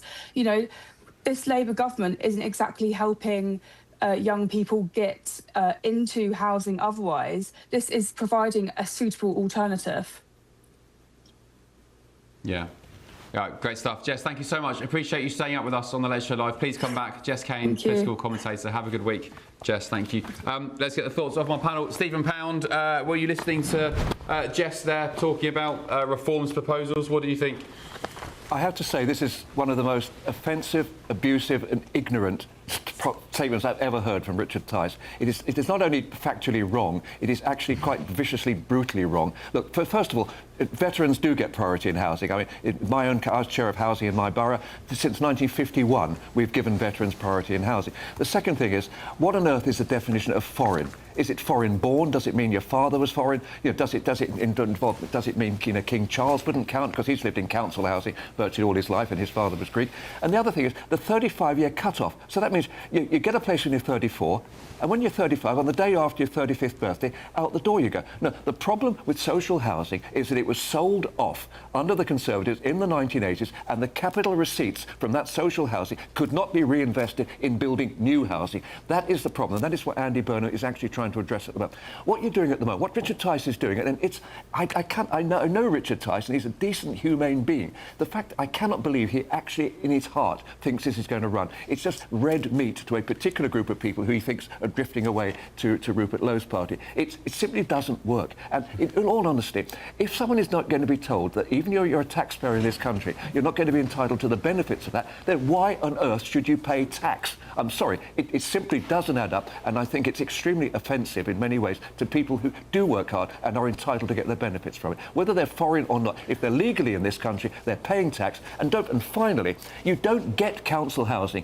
unless you've got what's called an established local connection. You have to have lived in a borough for at least 5 years. 5 years before you can even be considered. And in my borough, we've got 14,000 people on the waiting list. So it's not a question of getting rid of the people who are in the housing. It's actually building more housing. Let's do that. Let's build, baby, build. I'm all for that. Well, Angela Rayner said that she'd build how many homes? Is it 1.2 million homes? How are they getting on with that? Not very well. Well, there we go then. Well, that's why we need to prioritise social housing for British people, British families. Stephen, what do you make of the fact that 500,000 social houses are currently occupied by foreign nationals? Define foreign national. What do you mean by foreign national? Not British. Yeah. So, not British. Somebody who's legally in this country at the present time, and don't forget, a lot of the people here are actually from the European Union under the reciprocal arrangement as part of the Brexit negotiations, where we have entitlement to housing in their countries and reciprocal benefits. So, in all honesty, if somebody is in social housing in this country, it means that they must have had an established local connection, they must be on the local electoral register, and if they're foreign, then I have to say, what are they doing in social housing anyway? It doesn't actually make sense. On the other hand, if they're here legally and they fit the criteria, and don't forget, the principal criteria for social housing in this country is the size of your family.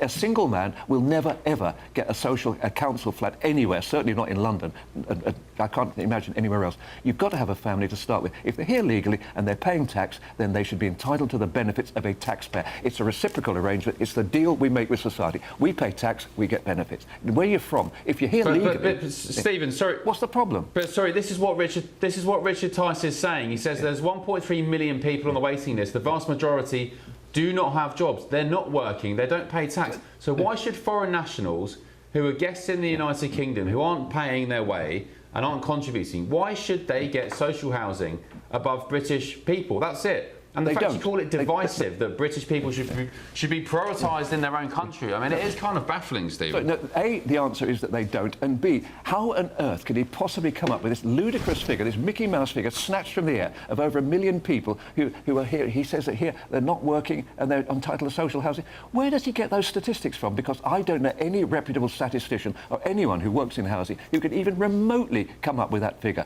I'd love to see where, and I have to say, Jess said he was going to put some flesh on the bones tomorrow. Well, I'd like to have a look, because at the moment the bones are just a rattling skeleton of trying to terrify people. All right, Matthew, your take?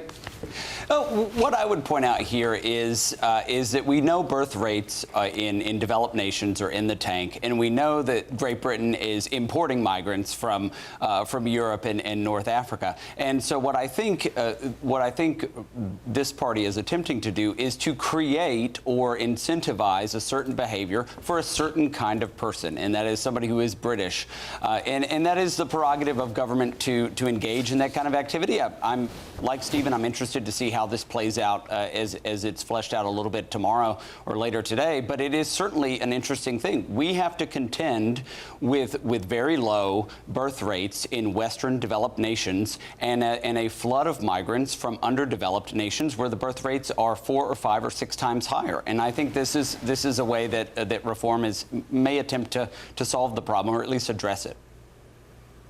Yeah, Simon, do you see this as an attempt to try and salvage the demographic makeup of the United Kingdom?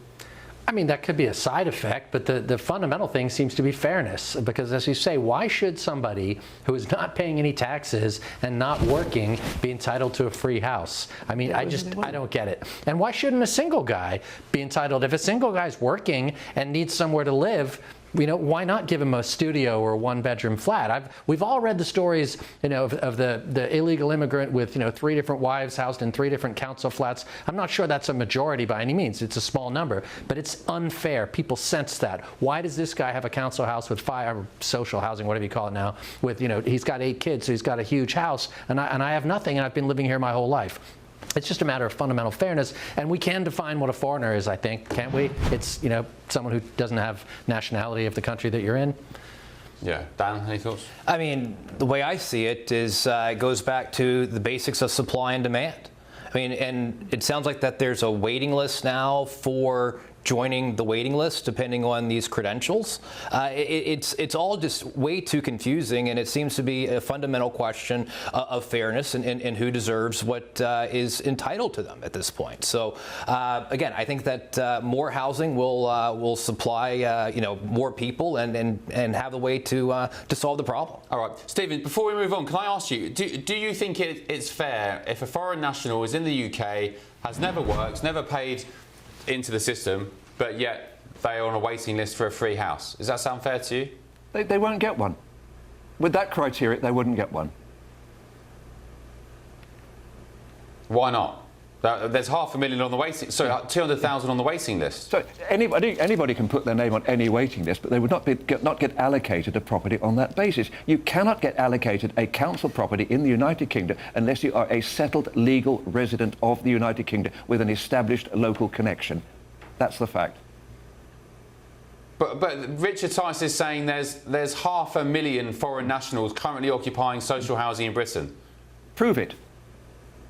Because for me, that's nonsense. That's absolute specious nonsense. I think he's making it up. Yeah. Well, I'm sorry. You think it's nonsense?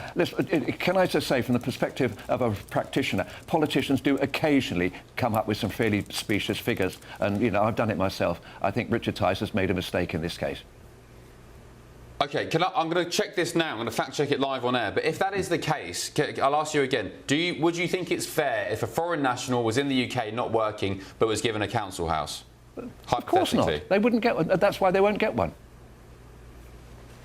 So you just think Richard Tice is lying? I don't use that word. All I'm saying is that I think that there's an element of terminological inexactitude here. But I think he may be a bit ill-advised. Terminological exactitude. OK, I'm fact-checking this live now and we'll come back to it. So, Stephen, thank you very much. Appreciate it. Let's move on, shall we? The Times reports that the Green Party will consider adopting an official policy to remove tasers and pepper spray from police officers. A motion drawn up by the party's Crime and Justice Working Group also proposes scrapping Prevent, the anti-extremism organisation, which, to be honest, never doesn't seem to work anyway, the government's counter-terrorism programme. It calls for the end of police presence in schools and to move money away from the police and prisons, and would make it an official party policy to aim for the closure of all prisons through systemic obsolescence. What are they talking about? This is woke. This is the reserve. We were just talking about the definition of woke, Simon. The proposal is being put through the party's formal policy process before its conference in October, and that's according to documents seen by The Times. Chris Philp, the Shadow Home Secretary, described the plans as the Greens' latest madness. Simon, let me just run this through you again, one by one. So the Greens are calling for defunding the police, making it official party policy to aim for the closure of all prisons, and scrapping Prevent, the anti-terrorism organisation, and removing tasers and pepper spray from coppers. I always thought the Greens were about trying to make the planet cleaner and, have sheep grazing on fields, and I do not understand this. They're now the Democratic Socialists of America for Britain. These are insane ideas. The reason is because some people are bad. You have your no-good boyos in every culture. It's a sad thing, but some people are just wrong, and they will go out and they will rape and they will rob and they will kill. And you have all the restorative justice kumbaya circles in the world will never turn them into functional human beings. So you have two choices. Either you let them run loose and take the risks and you victimize people, or you lock them up for the public safety. So abolishing prisons is a crazy, crazy concept that all of them would experience if they lived in a bad neighborhood in Britain, let alone in the United States. Dan, if you're not familiar, Zach Polansky, the Green Party leader, also wants to legalise all drugs, crack, heroin. That'll help. Again, just it's absolute insanity, and these ideas are just. It's insane. It makes absolutely zero sense, and the fact that that this is even being taken seriously in any particular way is sad and moreover dangerous. I mean, people need these protections. People need the safety. I mean, and what is government for if not for protection of the people that it represents? So there is, it's just. It just makes no sense at all, and I don't understand why anyone could even take these ideas seriously. Yeah, and Matthew, I'd argue the police, the UK police, they need to be armed more. I'm used to in America seeing the police armed with at least a pistol or Glock or something. I think far too many of our police are ill-equipped actually to deal with day-to-day life in Britain, let alone take away their tasers and pepper spray. Police deserve the tools to do their jobs, and I think in any situation, in a city like London or New York or Washington, D.C., police likely need a disproportionate access to those resources. We've seen since 2020 body cams that police in the United States have used have largely debunked the BLM myth that police go around in the United States actively looking for minorities to kill, and I think that they have to have these tools. The Green Party here in Great Britain is wholly unserious. The local councils with Green members are passing resolutions about Palestine, and so this is a party not quite ready for prime time. Stephen, anything from this suggestion from this crime person at the Greens that you'd agree with? Any of it? I'd vote for almost any party at the moment except the Greens at the present time. I have to say they're doing a magnificent job of actually covering themselves in unpleasantness. Look, the idea that we're going to get rid of all criminality and we're going to close the prisons down because everybody's going to be singing Kumbaya around the fireplace, and we're all going to have love and make daisy chains and prance around. It's going to be like Woodstock for the nation. Okay, dream on, baby, dream on. But the one thing that profoundly annoys me about this is I've been a school governor for years and years, and the presence of the police in schools is something which is an innovation, goes back about 25 years, and it's incredibly important. It's important because it gives the pupils at that school familiarity with the police. They're no longer the enemy, they're no longer the strangers. They're Joe, they're Fred, they're Frida, they're people who actually come into the school. And secondly, it is a priceless avenue for information for the police to receive from young people. And we all know the criminality amongst teenagers is a real problem. So this is ill thought out, ignorant, offensive, abusive, and in all honesty, I despair that there are sensible people, and there may be 3 sensible people in the Greens, but I shouldn't think they'll be in there for much longer. Yeah, and it's surprising actually how many people, I mean, according to polling, are willing to vote for the Greens, bearing in mind this is the suggestion of some from the Green Party. Also, there needs to be more respect for the police. They are totally disrespected. Nobody respects the police anymore, certainly not the youth of today. They need to be tougher, they need to be more respected, they need to be, I'm afraid to say, they need to be a little bit authoritarian at times because they're just a complete joke at the moment. So disarming them from tasers and their pepper spray, the only paltry things they have to kind of conduct law and order in the UK, is an insane suggestion. The Green Party has said, well, a spokesperson has said, conference is still weeks away and members have only just begun submitting motions. There is a prioritisation process and not every motion submitted will be debated. Only motions passed by conference become Green Party policy. And a Labour Party spokesman has said, Labour's first priority will always be keeping the public safe. These proposals are out of touch with the realities of modern policing and the vital work our police do every day. These plans would make it harder for the police to stop dangerous criminals and to protect the public from potential future terrorist attacks. Kind of silly to even comment on this silly policy because the Greens are never getting into power.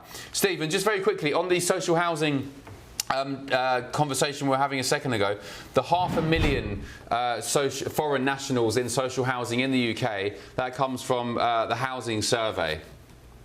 Which housing survey? Whose housing survey? From the British Housing Survey. So it's a survey conducted last year of houses all across Great Britain. So it's not government data, it is a survey, but that's what it came up with, 490,000 foreign nationals in social housing. That could only possibly be applicable if it was temporary accommodation while their asylum cases are being reviewed. There's no way that figure could possibly apply to permanent allocation. It's the English Housing Survey, which it's a government survey. So you don't believe it. It's a continuous national survey commissioned by the Ministry of Housing, Communities and Local Government. It collects information about people's housing circumstance and the condition and energy efficiency of housing in England. It has 2 components, a household interview and a physical inspection. So you just don't believe it. Is it talking about temporary accommodation or permanent? It can't be permanent. It has to be temporary. It has to be temporary. All right, but either way, if it was true, let's just to clarify and end this debate now, you would be against that, foreign nationals in social housing. I want to consider the cases. I really want to know what their legal status is. I'm sorry. Forgive me, mate. I used to be a politician. I know. I was just about to say, you are still a politician at heart. You ooze it from your pores. Thank you, Stephen. I appreciate that. Right, let's move on. The Times reports that terrorists without significant technical expertise could use readily available artificial intelligence systems to help build bombs or acquire bioweapons such as anthrax, according to a new report. Research found safety mechanisms attached to so-called open weight models could easily be turned off to walk unsophisticated malicious actors through the specific steps to create explosives. Okay, long story short, AI could help create bombs and bioweapons. Simon, are you surprised at this? When I was a kid, there was this thing called the Anarchist Cookbook. It was written in the 70s. You ever? I've heard of it. I mean, my buddies used to look through it and think about, all the fun things we could do. Did Timothy McVeigh have a copy of that? I don't know if he did, but he was in the military, so he could have figured it out. This information's been out there forever. People can figure out how to make bombs, and I hope they don't. But AI is just like a force multiplier for dumb things, and in this case, I don't think it makes the world a lot more dangerous. You can figure out how to build a nuclear bomb, or at least in theory, but you need to get the fissile material and a bunch of other things, which you're not going to be able to get your hands on. Yeah. Dan, are you worried about AI making anthrax? I mean, you could say the same thing about a public library. I mean, you could say the same thing about Google. I mean, the information is out there. It's been out there for generations. It's been out there for hundreds of years. People have found ways to destroy one another and do bad things. And that's, AI is maybe making it easier. Google made it easier. The libraries made it easier. I mean, the information's there. It's what people want to do with it. And it can do the same thing for good as well. Yeah. Okie doke. Okay, we're nearing the end of the show. Very quick comments on your say. Linda, hello Linda, hope you're well. You said, Ben, someone on this post has said, what are HMOs? Are they run by councils? So HMOs, houses of multiple occupation, aren't run by councils. They're generally owned by private landlords. However, they are used or rented by councils. So they're not owned by the councils, but they'll go to landlords and say, can we give you 5 years rent up front to put loads of migrants in, and then Labour will go around saying, oh look, we've moved them from hotels. So they're not, so to your point, Linda, sorry, it's late, they are run by councils but owned generally by private landlords. Right, as viewers and listeners will always know, I'd like to end my show by asking my panel tonight what they're up to tomorrow. So, Dan, what are you up to tomorrow? Tomorrow morning, 6 a.m., flying to Orlando and going to spend a week there with the State Policy Network, learning all about the great things that are happening in the United States on a state-by-state level to continue to promote democracy. Oh, great. I'll be in Orlando from Tuesday. Yeah, we'll have some fun. Hit me up. Let's have a coffee. No, I'm done with Disney. No more Disney, please. Thank you very much. Simon, what are you up to tomorrow?